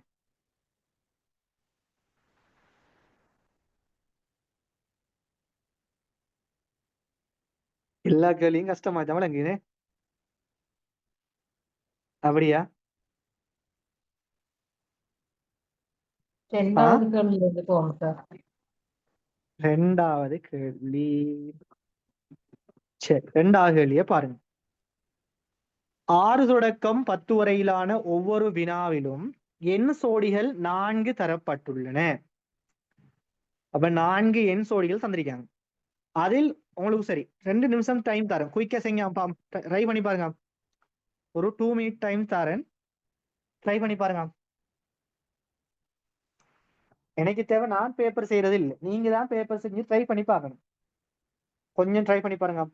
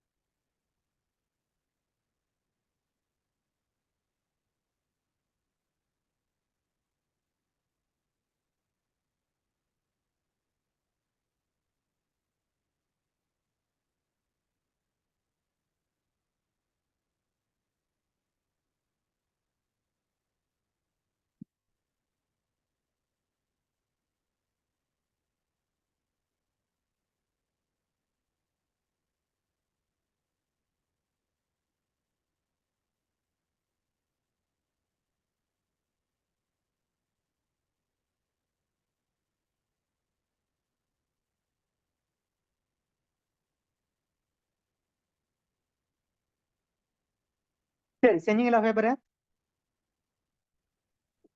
சார் ட்ரை பண்ணி பாத்தீங்களா? வந்துச்சு ஆன்சர்? வந்தது சார். கஷ்டமாலே சார். ஓகே தான் சார், கொஞ்சம் யோசிக்கணும். ஓகே, சரி. 6 தொடக்கம் 10 வரையிலான ஒவ்வொரு வினாவிலும் எண் சோடிகள் 4 தரப்பட்டுள்ளன. அதில் 3 எண் சோடிகளில் ஆரம்ப எண்ணில் உள்ளடக்கப்பட்டுள்ள இரு இலக்கங்களினை குறித்த கணித செய்கைக்கு உட்பட்டு இரண்டாவது எண் பெறப்பட்டுள்ளது. அவ்வாறு அந்த கணித செய்கைக்கு உட்படாத எஞ்சிய எண் சோடியை தெரிவு செய்து அதற்குரிய தெரிவினது இலக்கத்தை வினாவின் எதிரே உள்ள புள்ளிக்கோட்டின் மீது எழுதுக. இப்ப நோமலான ஒரு கேள்வி ஒன்றுதான். என்னது? ஆரம்பத்துல 2 எண் தந்திருக்கிறாங்களாம். இந்த 2 எண்ணையும் பயன்படுத்தி ஒரு கணித செய்கைக்கு உட்படுத்தி இந்த இரண்டாவது எண் பெறப்படுகிறான். சரியா? அப்படி கணித செய்கைக்கு உட்படாத எண் சோடியை தெரிவு செய்யணும். அப்ப முதலாவது எங்களுக்கு இது இப்படியான கேள்விகள் என்னத்துக்கு வாரன்னு சொன்னா, எங்களுக்கு எண்கள் தொடர்பான அறிகுறிக்கா என்கிறத செக் பண்றதுக்கு தான் வாரது. சரி, உங்களை நான் சொல்லி தந்தேன் தானே ஃபர்ஸ்ட் கிளாஸ்ல ஒற்றை எண்கள் சொல்லி தந்தேன். சொல்லி தந்தனா? சார் ரெட்டை எண்கள் சொல்லி தந்தனா? முதன்மை எண்கள், சார் சதுர எண்கள், சார் கண எண்கள்,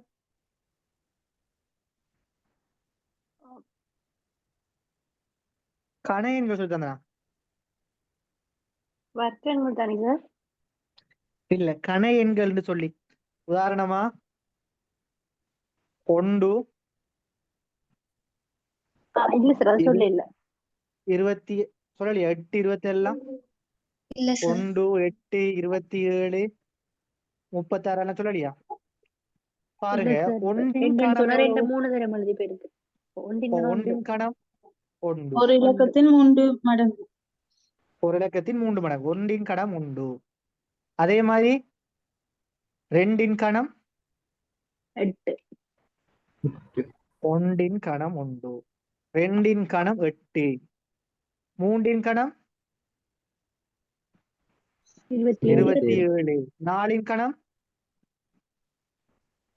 36, சாரி 64, சரியா 64, 5ன் கணம் 125 125, 6ன் கணம் 216. இப்படி சொல்லி தந்தீங்கன்னா இது கண எண்கள். அப்ப 1 8 27 64 125 216 இதெல்லாம் கண எண்கள். அப்ப எங்களுக்கு இது தெரிஞ்சிருக்கேன். சரி இப்ப பாருங்க இது என்ன ஐடியான்னு சொல்லி இந்த கேள்விக்கு இந்த 2வது எண்கள் எல்லாத்தையும் பாருங்க எப்படிப்பட்ட எண்கள் இருக்குது? வர்க்க எண்கள். சதுர எண்களா இருக்கு. அப்ப இது சதுர இது ரெண்டும் எண்ணத்துக்கு உள்ளாகி இந்த சதுர எண் வந்திருக்குன்னு சொல்லுங்க. 6ல இருந்து 3 கழிச்சு 3 வேறு 3 இந்த வர்க்கம் 9. Very good. அப்ப 9 என்கிறது எதிர என்னதுல சதுர எண்? 3 3 வர்க்க எண் தான் 9. அப்ப 6ல இருந்து 3 கழிச்சிங்கன்னு சொன்னா என்ன வரும்? 3 3ன் வர்க்க எண் 9. 5ல இருந்து 3 கழிச்சிங்கன்னு சொன்னா ஆன்சர் 2ன் வர்க்க எண் 4. அதே மாதிரி 8ல இருந்து 2 கழிச்சிங்கன்னு சொன்னா ஆன்சர் 6 6. 6ன் வர்க்க எண் 36 36. 7ல இருந்து 1 கழிச்சிங்கன்னு சொன்னா ஆன்சர் 6 6. 6ன் வர்க்க எண் 36 36. ஆனா எத்தனை வந்திருக்குது? 25 25. சோ அந்த கணிதகைக்கு உட்படாத எண் என்னன்னு சொன்னா 4வது சோடி. கிளியரா? ஆம் சார். ஓகே. அடுத்து 7வது கேள்வி. லேசான ஒரு கேள்வி. இது என்ன நடந்தது பாருங்க. 2 வர்க்கம் 3 வர்க்கமும் 7 வர்க்கமும் கூட்டி Very good. 58 வந்துருக்கு. 3ன் வர்க்கம் என்ன? 9 9. 7ன் வர்க்கம் 49 49. 9ம் 41 எவ்வளவு? 9 58. 2ன் வர்க்கம் எவ்வளவு? 4 4. அதே மாதிரி 6ன் வர்க்கம் 36 36. 4 36 40. அதே மாதிரி 3ன் வர்க்கம் 9 9. 2ன் வர்க்கம் 4 4. 9 4 எவ்வளவு? 13. இங்க என்ன வந்திருக்குது? 16 சோ இது வித்தியாசம் வந்திருக்கு. சரி அடுத்தையும் செக் பண்ணிக்கொள்ளுமா? 7ன் வர்க்கம் 49 49. 2ன் வர்க்கம் 4. 49 4 53. சோ வித்தியாசம் இதுல வராதது ஆன்சர் வந்து 3வது. கிளியரா? ஆம் சார். ஓகே. 8வது கேள்வி. இது சார் எப்படி 1 தெரியுமா? 2 பெருக்கப்பட்டு 1 2 கூட்டப்பட்டிருக்கு. கூட்டப்பட்டு அடுத்த இலக்கம் வெரி பெறப்பட்டிருக்கு. குட். 1 தர 2 எவ்வளவு? 2 2. 1 தர 1 2 3. அப்ப 2 3 5. 2 தர 3 எவ்வளவு? 6. 2 3 5 அப்ப எத்தனை வரணும்? 11. ஆனா இங்க என்ன வந்துரு? 14. அடுத்தையும் செக் பண்ணிக்கணுமா? 3 தர 4 எவ்வளவு? 12 மூன்றும் நாலும் 7 12 7 19. 19 ஸோ ஆன்சர் 19. 2 தர 5 10 10. 2 5 7 7. 10 7 17 17. ஸோ வராத ஆன்சர் என்ன ஆன்சர்? ரெண்டாவது ரெண்டு. ஆன்சர்.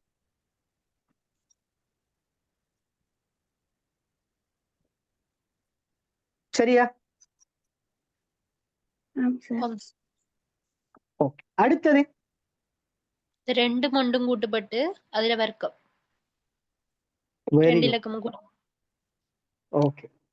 2 1 எவ்வளவு? 3 3 வர்க்கம் 9 3 வர்க்கம் 9. 5 4 எவ்வளவு?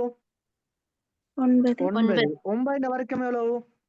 81 81. ஆனா என்ன வந்திருக்குது இங்க? 80 80. ஸோ 2 3 எவ்வளவு? 5. 5 வர்க்கம் 25. 1 6 எவ்வளவு? 7. 7 வர்க்கம் 49. இதுல வித்தியாசமானது ரெண்டாவது ஆன்சர்.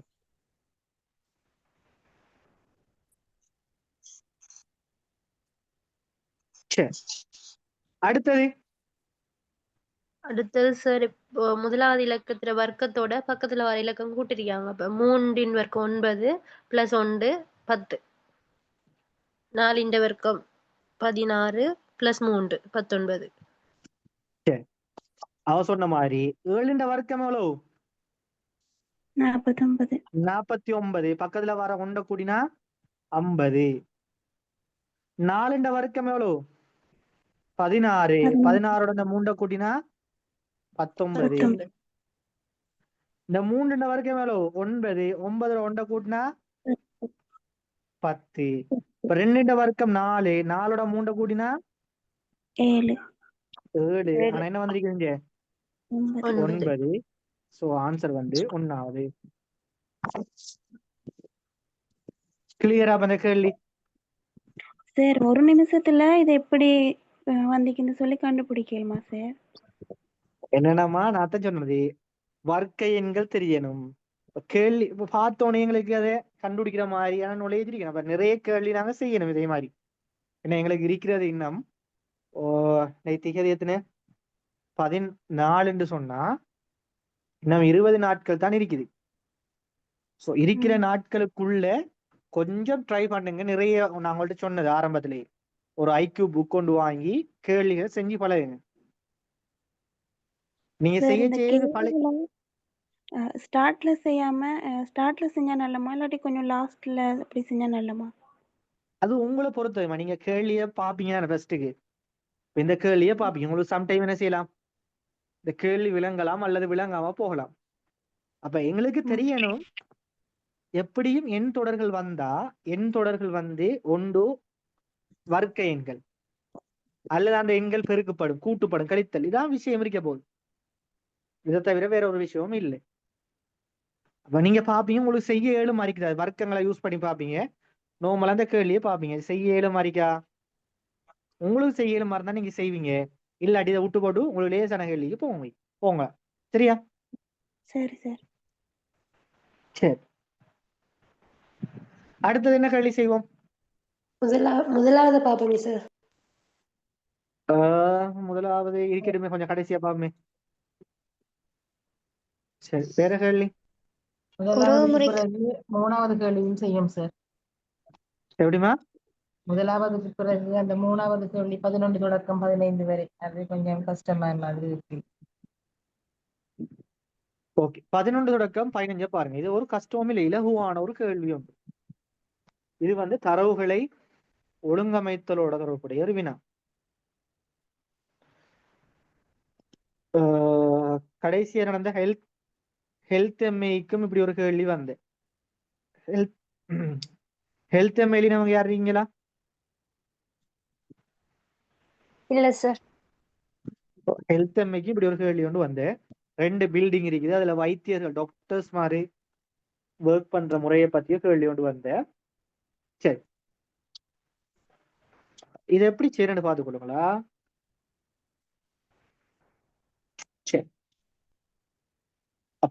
இது வந்து தரவுகளை ஒழுங்கமைத்தால் தரவுகளை ஒன்றொண்டா வாசிக்கிற போது நாங்க விளங்குறத நாங்க என்ன செய்யறது, எங்களுக்கு விளங்கின மாதிரி போட்டுட்டு போறது. சார் கேள்வியை பாருங்க. ஓ சில நேரங்கள்ல தரவுகள் வாசிக்க கொள்ள அவங்க என்ன சொல்ல வராங்கன்றே விளங்குது இல்லையா சார் சில தரவுகள்ல. இந்த தரவு உங்களுக்கு விளங்கலையா? இதுல எது இல்ல இந்த தரவு அதனால இல்ல, அந்த சொல் வேற தரவுகள் வார நேரம் சிலது வந்து என்னத சொல்ல வாராங்கன்னு கெச் பண்ணி கொள்றது கஷ்டமாக்கே சார். அப்படியான டைம்ல நீங்க என்ன செய்யுங்க, அதை நோட் பண்ணி வச்சுக்கொள்ளுங்க. அந்த தரவை நோட் பண்ணி வைங்க. நீங்க ஒரு சில தரவுகள் செஞ்சுட்டு போகல, அது உங்களுக்கு விளங்க மாறிக்கும். ஃபர்ஸ்ட் டைமோட வாசிக்கிற போது விளங்க மாறிக்கும். மிச்ச தரவுகளை நீங்க வாசிச்சுட்டு போகும்போது உங்களுக்கு சம்டைம் அதை என்ன செய்யும், அதை நோட் பண்ணி வச்சுக்கொள்ற விளங்கும். சரி, நாங்க இதை பார்ப்போம். ஓகே 11 தொடக்கம் 15 வரை உள்ள வினாக்கள் மாடி வீடு பற்றிய தகவல்களை அடிப்படையாக கொண்டவை. ஒரு மாடி வீடு, சரியா? தரைத்தளத்தையும் மேலும் 2 தளங்களையும் கொண்ட இவ்வீட்டில் 13 அறைகள் உள்ளன. என்னையா? 13 ரூம் இருக்கு. ஒரு வீடு உண்டு, மேற்தளம் உண்டு, அதுக்கு மேல உண்டு, அப்படியா தரைத்தளம் இல்ல உண்டு. வேற என்ன விஷயமா? முதலாவது கேள்வியே கிரகிக்க தெரியும். முதலாவது அவர் சொன்னது ஓகே, இன்னும் நல்லா கிரகிக்கலாம். எப்படி கிரகிக்கலாம்?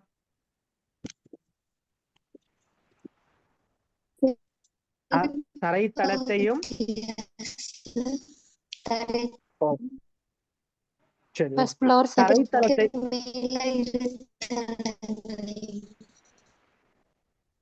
ஓகே ஓகே கொஞ்சம் வெயிட்டா. தரைத்தளத்தையும் மேலும் 2 தளங்களையும் கொண்ட இவ்வீட்டில், அப்ப தரைத்தளம் ஒன்று போட்டிருக்குது, மேலும் 2 தளங்கள் இருக்குது.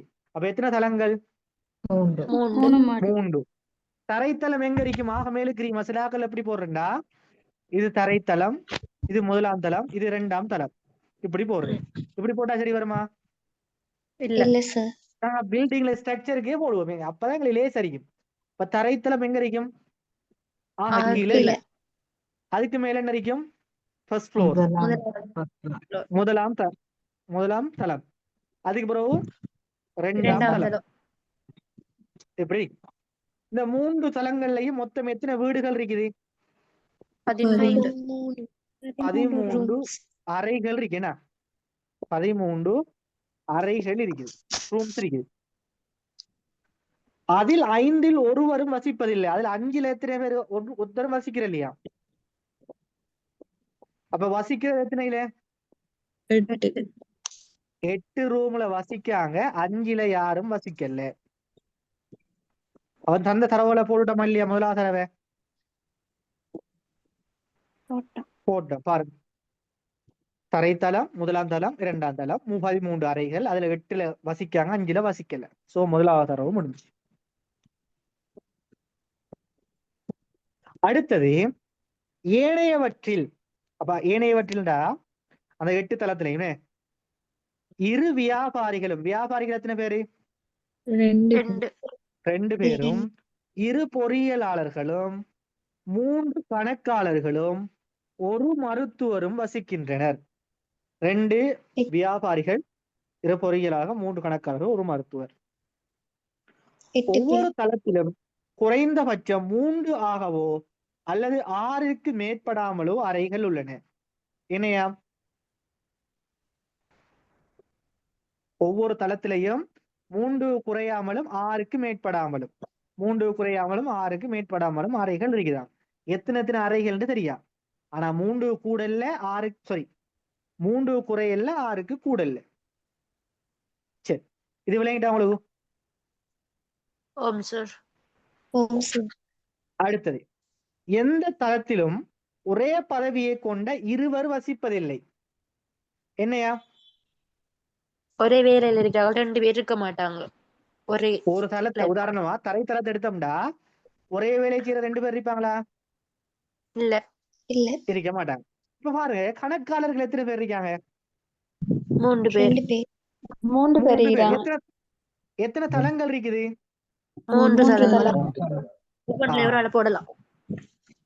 அப்ப ஒவ்வொன்றிலையும் ஒரு ஆளை போடலாம். அப்ப 2ஆம் தளத்துல ஒரு கணக்காளர், முதலாம் தளத்துல ஒரு கணக்காளர், தரைத்தளத்துல ஒரு கணக்காளர். சரியாப? சரி, அப்ப கணக்காளர் விஷயம் முடிஞ்சு, கணக்காளர்களை ரூமுக்கு போட்டாச்சு. அடுத்தது மேற்றளம் 2 உள்ள 4 அறைகளில், அப்ப மேற்றளம் 2 எத்தனை அறைகள் இருக்கா? 4. 4 அறைகள் இருக்கா. மேற்றளம் 2 4 அறைகள் இருக்குதா. 4 அறைகளில் ஒன்றில் ஒரு வியாபாரி வசிக்கின்றார். ஒன்றில் என்னையா? ஒரு வியாபாரி இருக்கிறார். வியாபாரி வசிக்கின்றார். அவருக்கு ஒரு அயலவர் இருக்கின்றார். அவருக்கு வேறு அயலவர்கள் இல்லை. அவருக்கு ஒரு அயலவர் இருக்கிறாராம். யார் அது? கணக்காளர். அவ வேறு வேற யாருமே இல்லையா? அப்ப 2 பேர் தான் இதுல வசிக்காங்க, வேற யாருமே இல்லைன்னு சொன்னா 2 அறைகள் வெற்று அறைகளா இருக்கு. விளையாண்டா? ஓகே. பாருங்க, மேற்றளம் 2 உள்ள 4 அறைகளில் ஒன்றில் ஒரு வியாபாரி வசிக்கின்றார். அவருக்கு ஒரு அயலவர் இருக்கின்றார். அவருக்கு வேறு அயலவர்கள் இல்லை. சரி, அப்ப அந்த தரவு முடிஞ்சு. அடுத்தது வியாபாரிகள் அடுத்தடுத்துள்ள 2 தளங்களில் வசிக்கின்றனர். வியாபாரிகள் என்னையா? அடுத்தடுத்துள்ள தளங்கள்ல வசிக்கிறாங்களா?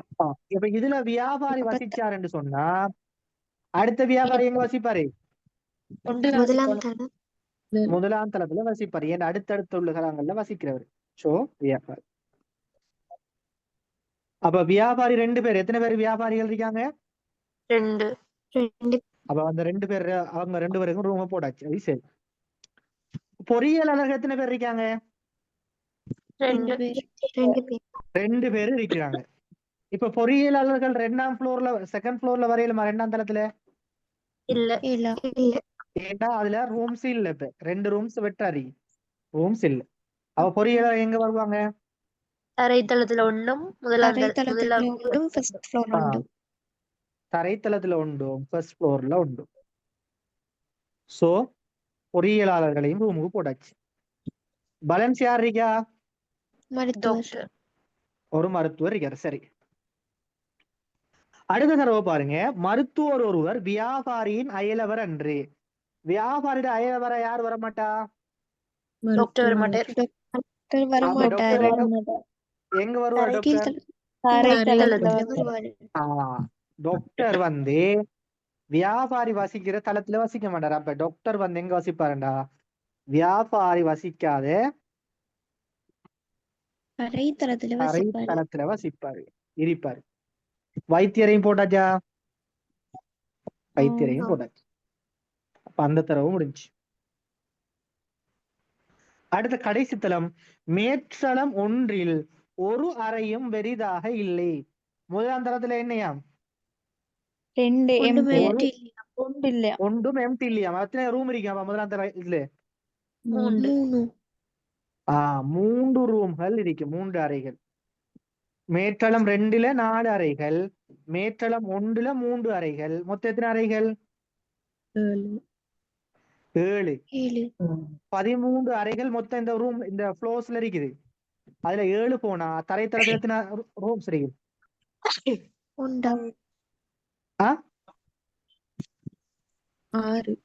6 ரூம் கொண்டிருக்கும் தரைத்தளம். 6 ரூம் இருக்கும்.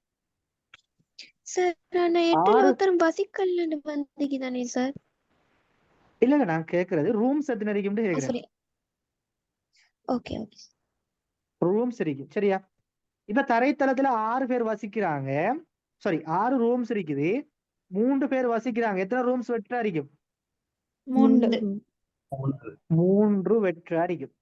பாருங்க,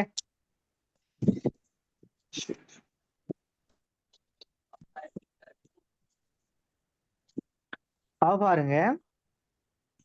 அவன் சொன்னா என்னது? 8ல வசிக்கிறாங்க, 5ல யாரும் வசிக்கல. 5ல யாரும் வசிக்கல, பாத்தீங்களா? எங்க வசிக்கல 5ல? தரைத்தளத்துல 3 பேர். நான் இதை மேற்றளம் 1ன்னு மாத்துறேன், இது மேற்றளம் 2ன்னு மாத்துனா சரி. மேற்றளம் 2ல 2 பேர் வசிக்கல, தரைத்தளத்துல 3 பேர் வசிக்கல. சரி, இதோட மேற்களம் 2இல் எத்தனை அறைகள் பெரிதாக உள்ளன? எத்தனை அறைகள்? 2. 2 அறைகள். சோ ஆன்சர் வந்து 2.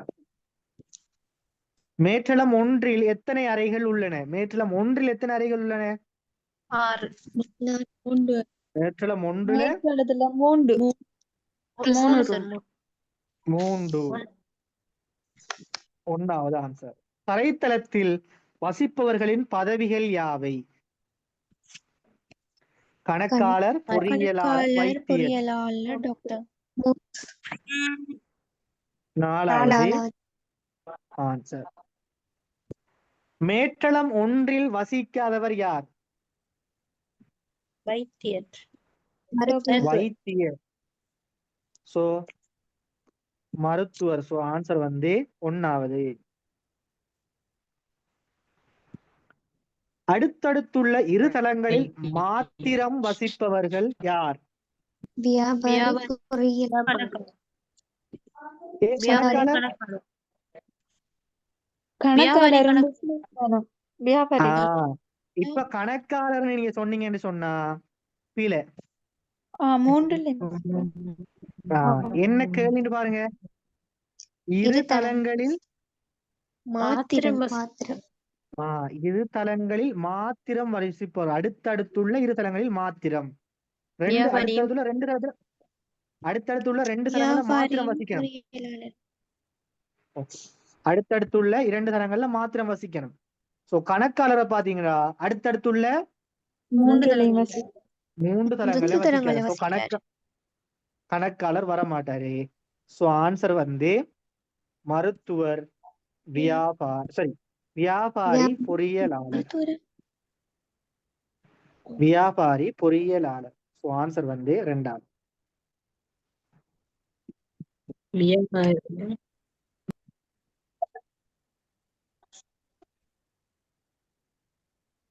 சரி, இதுல யாருக்கா டவுட்ஸ் இருக்குதா?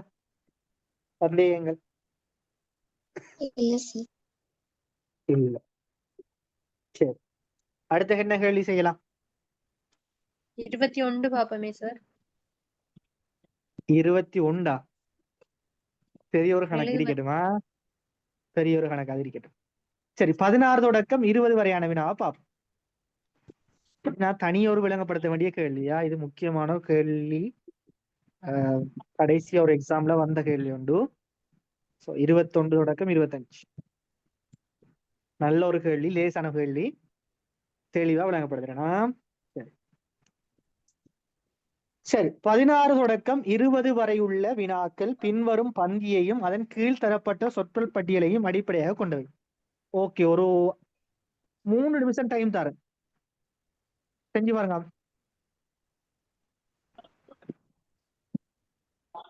3 நிமிஷம் டைம் தரேன், செய்து பாருங்கள்.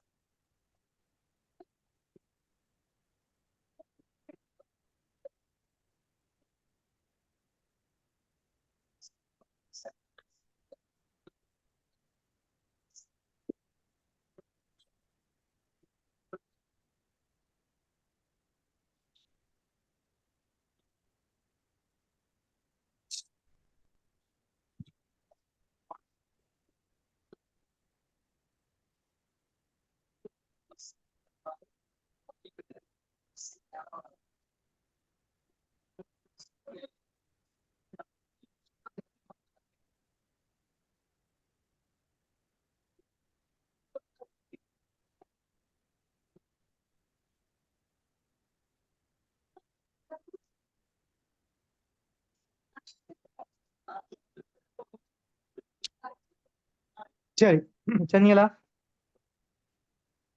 ஆம் சார். ஓகே, சரி பாப்போமா. பாருங்க எப்படின்னு இந்த கேள்வி.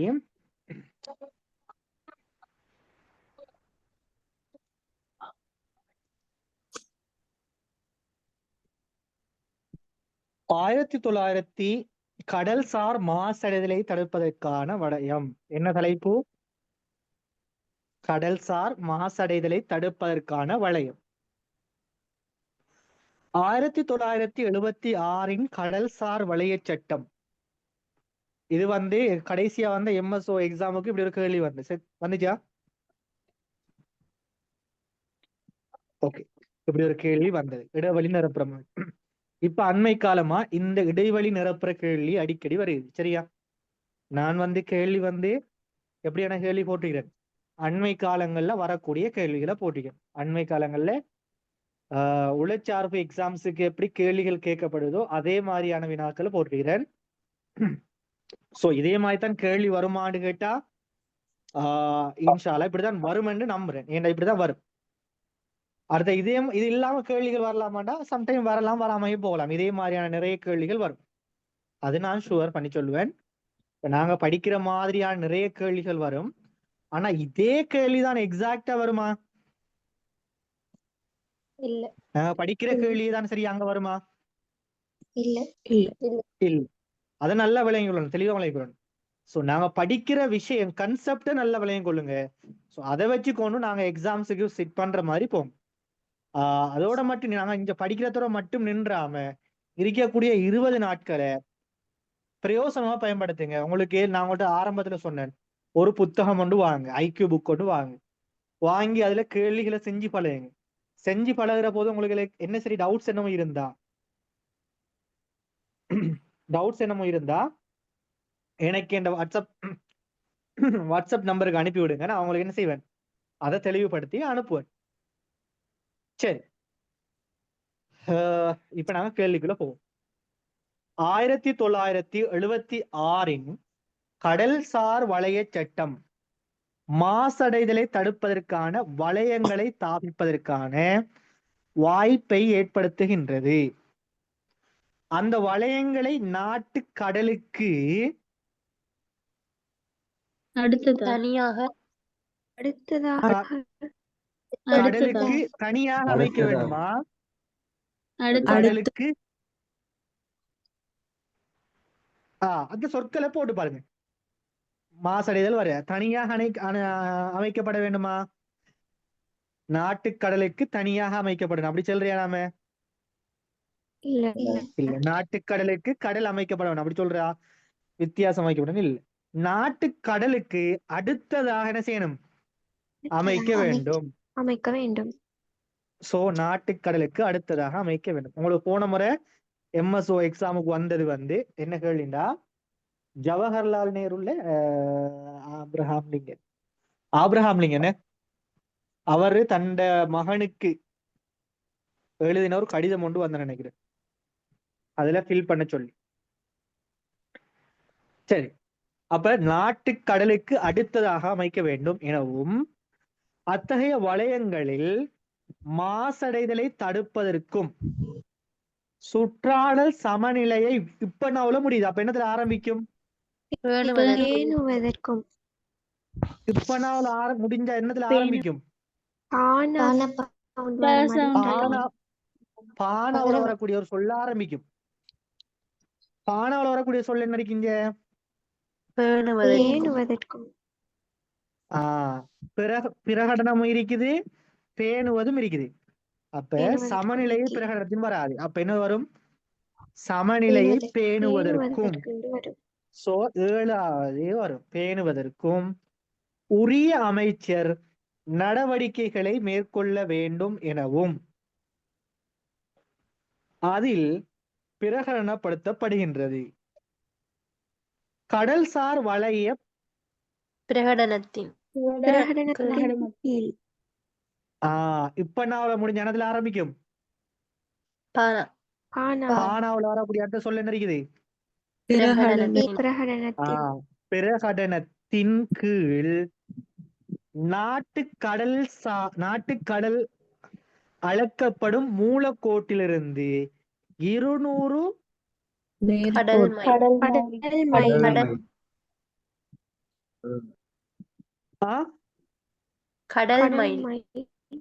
கடல் மைல். ஏன் கடல் மைல் சொல்ற?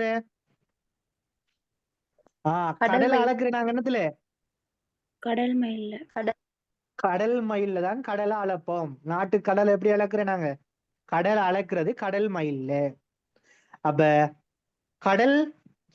கீழ் நாட்டுக்கடல் அளக்கப்படும் மூலக்கோட்டிலிருந்து 200 கடல் மைல் தூரத்தில் ஒரு வளைய எல்லைகள் துணியப்படும். கடல்சார் மாசடைதல் பற்றிய தலைப்பு என்னத்தை பத்தி? கடல்சார் மாசடைதலை பத்தியான தலைப்பு. அப்ப கடல்சார் மாசடைதலை பற்றிய மாசடைதல் பற்றிய விசேட கட்டளைகள் 1981 இலங்கை அரசியலமைப்பில் சட்டமாக்கப்பட்டுள்ளன. ஆன்சர் 1வது. விஷயம் விளங்கிட்டா? அப்ப எப்படி வாசிக்கிற, எப்படி விளங்கிக் கொள்ற விஷயம் விளங்கிட்டாங்களோ?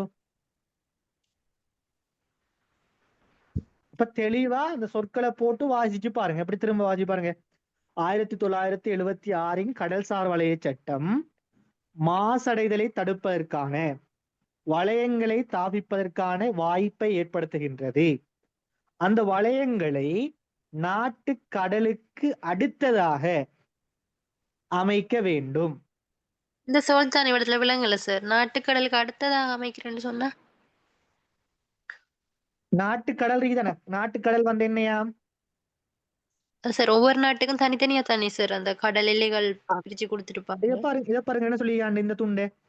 நாட்டுக்கடல் அளக்கப்படும் மூலக்கோட்டிலிருந்து என்னது?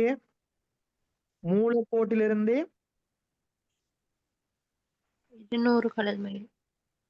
கடல் மைல் தூரத்தில் ஒரு வளைய எல்லைகள் துணியப்படும். என்னையாம்? கடல்சார் வளைய பிரகடனத்தின் கீழ் கடல்சார் வளைய பிரகடனம் ஒன்று இருக்குதாம். அதுக்கு கீழே நாட்டுக்கடல் அளக்கப்படும் மூலக்கோட்டிலிருந்து 200 மைல் தூரத்தில் ஒரு வளைய எல்லைகள் துணியப்படும். என்னதுக்கு? நாட்டுக்கடலுக்கு அடுத்ததாக அந்த என்னது மாசடைதல் வளையத்தை உருவாக்குறது. சரியா? சரி, பாருங்க. மாசடைதலை தடுப்பதற்கான வளையங்களை தாவிப்பதற்கான வாய்ப்பை ஏற்படுத்தி அந்த வளையங்களை நாட்டுக்கடலுக்கு அடுத்ததாக அமைக்க வேண்டும் எனவும் அத்தகைய வளையங்களில் மாசடைதலை தடுப்பதற்கும் சுற்றாடல் சமநிலையை பேணுவதற்கும் உரிய அமைச்சர் நடவடிக்கைகளை மேற்கொள்ள வேண்டும்.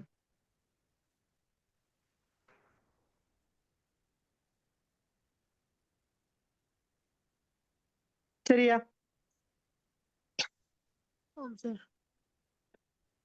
நாட்டுக்கடல்னு சொல்றது நாங்க என்னன்னு சொன்னா 12 நியூட்டிக்கல் மைல்னு நினைக்கிறேன். 1 to 12 நியூட்டிக்கல் மைல். அடுத்து 12ல இருந்து 24 நியூட்டிக்கல் மைல். 24ல இருந்து அப்படி கடல் வளையங்கள் இருக்குது, நான் ஞாபகம் இருக்குது. சரி, இப்படி திரும்ப திரும்ப நீங்க வாசிக்கிற போது உங்களுக்கு சம்டைம் விளங்காம போனாலும் விளங்கும். அடுத்து சமநிலையை இப்ப நாவுல முடிஞ்சா பானாவுல வரக்கூடிய சொல் ஆரம்பிக்கும். பானாவுல வரக்கூடிய சொல் பிரகடனம் பேணுவதற்கும் என்று சொல்லி இருக்குது. அதே மாதிரி அடுத்தது வளைய இப்ப நாவுல முடிஞ்சா அடுத்தது வர சொல் பானாவுல ஆரம்பிக்கிறது. பிரகடனத்தின் கீழ் நாட்டுக்கடல் அளக்கப்படும் மூலக்கோட்டிலிருந்து 200 கடல் மைல், கடல் அளக்கிறது கடல் மைல் அளப்போம் தூரத்தில் ஒரு வளைய எல்லைகள் தெரியும். சோ இந்த கேள்வி இருக்குதானே, இந்த கேள்வி வந்து நான் எடுத்த சுயம் அடுத்த கேள்வி இல்லை. இதுல இருக்க ஒரு கேள்வியும் நான் சுயம் அடுத்த கேள்வி இல்லை. இது ஒரு எக்ஸாம்பிள், அண்மையில வந்த ஒரு எக்ஸாம்ல வந்த கேள்வி. சரியா, இப்படி வந்துருக்கு கேள்வி. ஓகே, பந்தியில் ஏனும் மூலம் காட்டப்படும் வெற்றிடத்துக்கு வராது 9, பிக்கு வாரது 7, சிக்கு வாரது 5, டிக்கு வாரது 3, ஈக்கு வாரது 1. சரி, அடுத்த என்ன கேள்வி செய்வோம்? இது இருக்கட்டும், 21ல இருந்து 25 இருக்கட்டும், 26ல இருந்து 30 இருக்கட்டும். இதுவும் முக்கியமான ஒரு கேள்வி, ஃப்ரெஷ்ஷா படிக்கணும் அதெல்லாம். சரி, 31ல இருந்து 35 இதுக்கும் ஒரு டைம் எடுக்கும். இதுவும் இருக்கட்டும். இது கூற்று கேள்விகள். இது இருக்கு சார், அந்த எண் தொடராத பாப்பமே.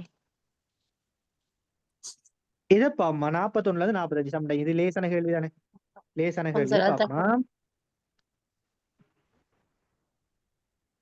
இதுல பாருங்க, ஒரு 2 minutes 3 minutes டைம் தர, செஞ்சு பாருங்க. 3 நிமிடம்.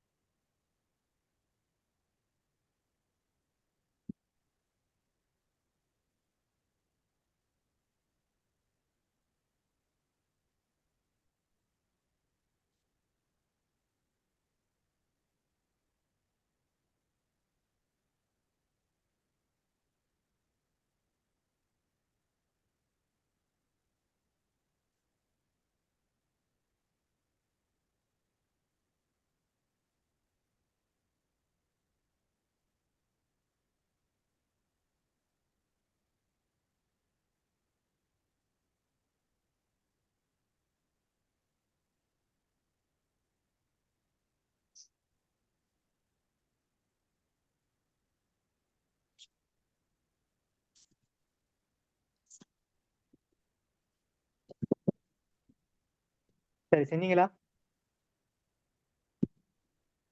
ட்ரை பண்ணி பாத்தீங்களா? சரி, பாருங்க. 41 தொடக்கம் 45 வரை உள்ள ஒவ்வொரு வினாவின் கீழையும் குறித்த ஒரு பொதுவான கோளத்திற்கு எண்கள் இடப்பட்ட 4 உருவங்களின்படி தரப்பட்டுள்ளன.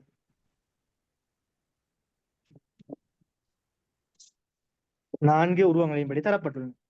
அதற்கேற்ப வினாக்குறி என்ற இடத்திற்கு இடுவதற்கு மிகவும் பொருத்தமான எண்ணை கண்டறிந்து அந்த எண்ணை வினாவின் எதிரே உள்ள புள்ளிக்கோட்டின் மீது எழுதுக. சரி, 41வது கேள்வியை பாருங்க. நான் உங்களுக்கு எப்ப என்ன சொல்லுகிறேன்? நான் எப்படி சொல்லுகிறேன்? ஒன்று வர்க்க எண்கள் வரலாம், கூட்டல், பெருக்கல், சதுரம். சரி, இந்த 58 அல்லது இந்த 28 எப்படி வந்தீங்கன்னு சொல்லுங்க. 8 வர்க்கம் 64 இருந்து 6 கழிச்சிருக்காங்க. அதே மாதிரி 8 வர்க்கம் எவ்வளவு? 64. 64. 64ல இருந்து 6 கழிச்சா 58. அதே மாதிரி 6 வர்க்கம் 36. 36ல இருந்து 8 கழிச்சா 28. 28. அதே மாதிரி 10 வர்க்கம் 100. 100ல இருந்து 7 கழிச்சா இந்த வார 7 கழிச்சா 93. 7 வர்க்கம் 49. 49ல இருந்து இந்த வார 10 கழிச்சா 39. 5 வர்க்கம் 25. 5ல இருந்து 6 கழிச்சா 25ல இருந்து 6 கழிச்சா 19. 6 வர்க்கம் 36. 36ல இருந்து 5 கழிச்சா 31. அதே மாதிரி 6 வர்க்கம் 36. 36ல இருந்து 3 கழிச்சா 33. 3 வர்க்கம் 9. 9ல இருந்து 6 கழிச்சா 3. அடுத்த கேள்வி எல்லாரும் செஞ்சிருப்பீங்க. ஈஸியான ஒரு கேள்விதான். 10 மஞ்சு எவ்வளவு? சாரி, 10 மஞ்சு 25. 25ஓட இந்த ஆரம்பத்துல வரக்கூடிய 10 கூட்டினா 35. 20 13 வந்து 33. 33 இந்த கடைசியில முதல்ல வரக்கூடிய 20 கூட்டினா 53. இந்த 10 18 28. இந்த 28ஓட 18 கூட்டினீங்கன்னு சொன்னா இந்த வரக்கூடிய 46. 13 5 வந்து 18. 18ஓட 13 கூட்டினீங்கன்னு சொன்னா 31. அப்ப ஆன்சர் வந்து 31. சரியா? அடுத்தது 8 வர்க்கத்துல இருந்து 7 வர்க்கத்தை கழிச்சிருக்காங்க. Very good.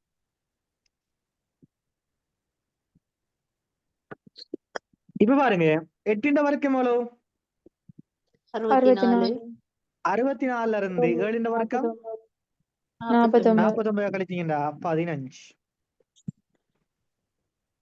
இந்த 6 வர்க்கம் 36. 9 வர்க்கம் 3 வர்க்கம் 9. 36ல இருந்து 9 கழிச்சீங்கன்னா 27. 10 வர்க்கம் 100. 100ல இருந்து 8 வர்க்கம் 64 கழிச்சீங்கன்னு சொன்னா 36. அதே மாதிரி 9 வர்க்கம் 81. 81ல இருந்து 9 கழிச்சீங்கன்னு சொன்னா ஆன்சர் வந்து 72.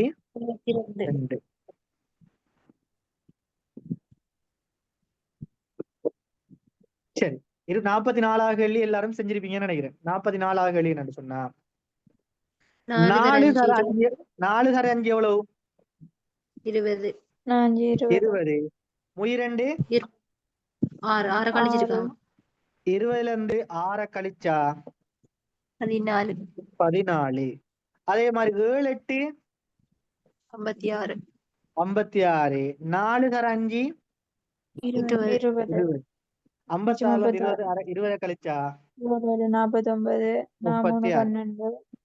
49ல இருந்து 12 கழிச்சோம். சரி, 7 49. 4 12. 49ல இருந்து 12 கழிச்சீங்கன்னு சொன்னா 37. அதே மாதிரி I3 15. 15ல இருந்து 5 கழிச்சீங்கன்னு சொன்னா ஆன்சர் வந்து 10. அதே மாதிரி இந்த கேள்வியும் செஞ்சிருப்பீங்க. 6 5 30. 30ஓட 3 கூட்டினா 33. அதே மாதிரி பண்ணிருக்கீங்களா? 33ல இருந்து எத்தனைய கழிக்கீங்க? 6 மஞ்சள் கூட்டினா எவ்வளவு? 11. 33ல இருந்து 11 கழிச்சீங்கடா 22. அதே மாதிரி 7 தர 4 28. 28ஓட இந்த 2 கூட்டினீங்கன்னு சொன்னா 30. 7 4 எவ்வளவு 11. 11. 30ல இருந்து 11 கழிச்சீங்கடா 19. 3 தர 9 27. 27ஓட 5 கூட்டினீங்கன்னு சொன்னா 32. இந்த 32ல இருந்து 3 9 எவ்வளவு 12 கழிச்சீங்கன்னு சொன்னா 20. அதே மாதிரி 8 8 64. 64ஓட இந்த 7 கூட்டினீங்கன்னு சொன்னா 71. 8 மட்டும் 16. 71ல இருந்து 16 கழிச்சீங்கன்னு சொன்னா எவ்வளவு வரும் 55. 61 55. ஆன்சர் வந்து 55. சார் லேசா ஓம் சார் இப்படியான இதுகள்ல அந்த உள்ளுக்குள்ள வந்திக்கிற நம்பரை வச்சு தான் நான் என்னத்தையும் கணித செய்கைக்கு உட்படுத்திப்பாங்க. வெளியில இந்த எந்த நம்பரும் இல்லாம அது இல்ல உள்ளுக்குள்ள இல்ல இருக்கிற இல்ல நம்பரை தான் நான் யூஸ் பண்ணிப்பாங்க. இந்த நம்பர்ஸ் யூஸ் பண்ணி தான் செஞ்சிருப்பாங்க. வெளியில வந்து நம்பரும் வராது. அப்ப நாங்க வெளியில உள்ள நம்பரை யோசிக்க தேவையில்ல. யோசிக்க தேவையில்லைன்னு சொன்னா சில டைம்ல இப்ப உதாரணமா சில கேள்விகள் சில கேள்விகள் வரலாம். ஆனா பெரும்பாலும் எங்களுக்கு வரக்கூடிய கேள்விகள் இதுக்குள்ள வரக்கூடிய எண்களை யூஸ் பண்ணித்தான் செஞ்சிருப்பாங்க. சரியா? ஓகே ஓகே, நீங்க யோசிக்க வேண்டிய தேவையில்லை, பெருசா யோசிக்க வேண்டிய தேவையில்லை. சோ நீங்க இதுக்குள்ள நின்று யோசிங்க இந்த கேள்வி எப்படி செஞ்சிருப்பாங்க.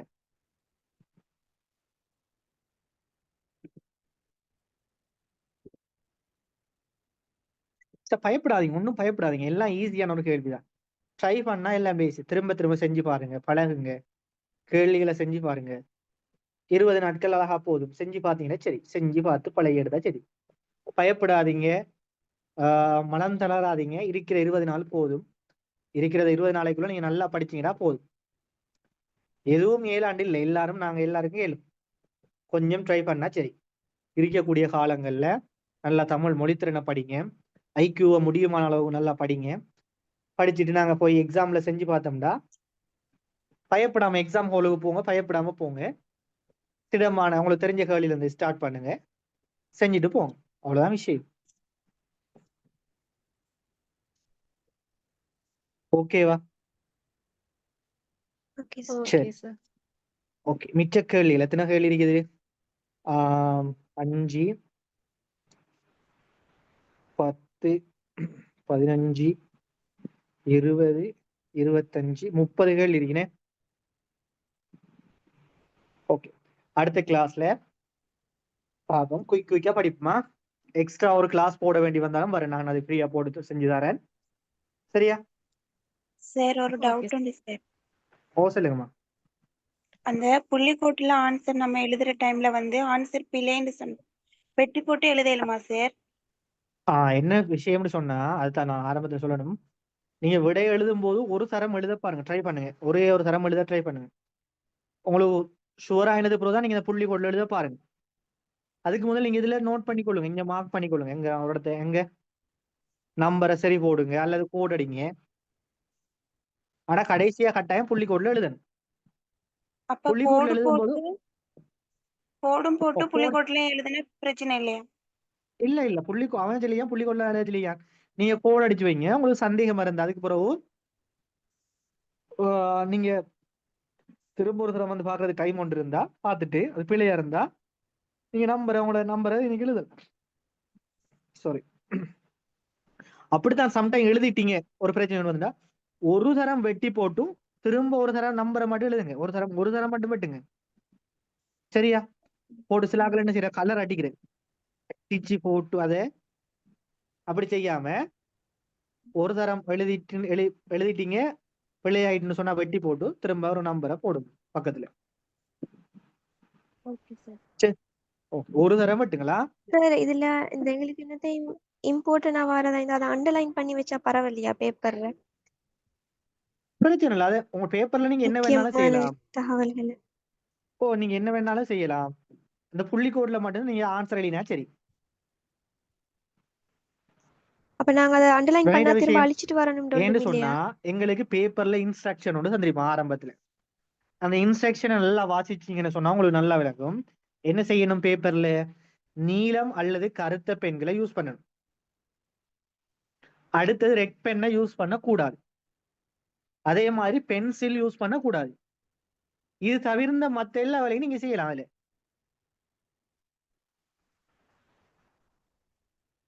விளையாடா விடை எழுதும் போது ஆமா சார். Underline பண்ணி விடை எழுதும் போது பார்க்கலாம். பென்சில் யூஸ் பண்ண வானான்னு சொல்லிப்பாங்க. எப்படி Sir, சொல்லுங்க, அது எப்படி விளங்குது? ஆன்சர் எழுதுற டைம் மட்டும்தானே பென்சில் யூஸ் ஓ பண்ணக்கூடாது. இப்ப ஓ அண்டர்லைன் பண்றது விடையளிக்கும் போது விடையளிக்கும் போது நீங்க பென்சில் யூஸ் பண்ணவான்னு சொல்லிப்பான். சம்டைம் நீங்க பென்சில் யூஸ் பண்ணினா அதை அழிச்சு விட்டுருங்க. அது என்ன நமக்கு என்னது வம்பு. பென்சில் யூஸ் பண்ணா அழிச்சு விட்டுருங்க. சரியா? Okay sir. ஓகே. அப்ப நாங்க கிளாஸை முடிச்சு கொள்வோம். All the best. Good night. கொஞ்சம் முயற்சி செய்யுங்க, ட்ரை பண்ணுங்க. எக்ஸ்ட்ரா கிளாஸ் என்ன போட இயலுமாக இருந்தா நான் போட்டு செஞ்சு தரேன். நீங்களும் ட்ரை பண்ணுங்க. சரியா? Okay sir. Thank you sir. Okay, welcome.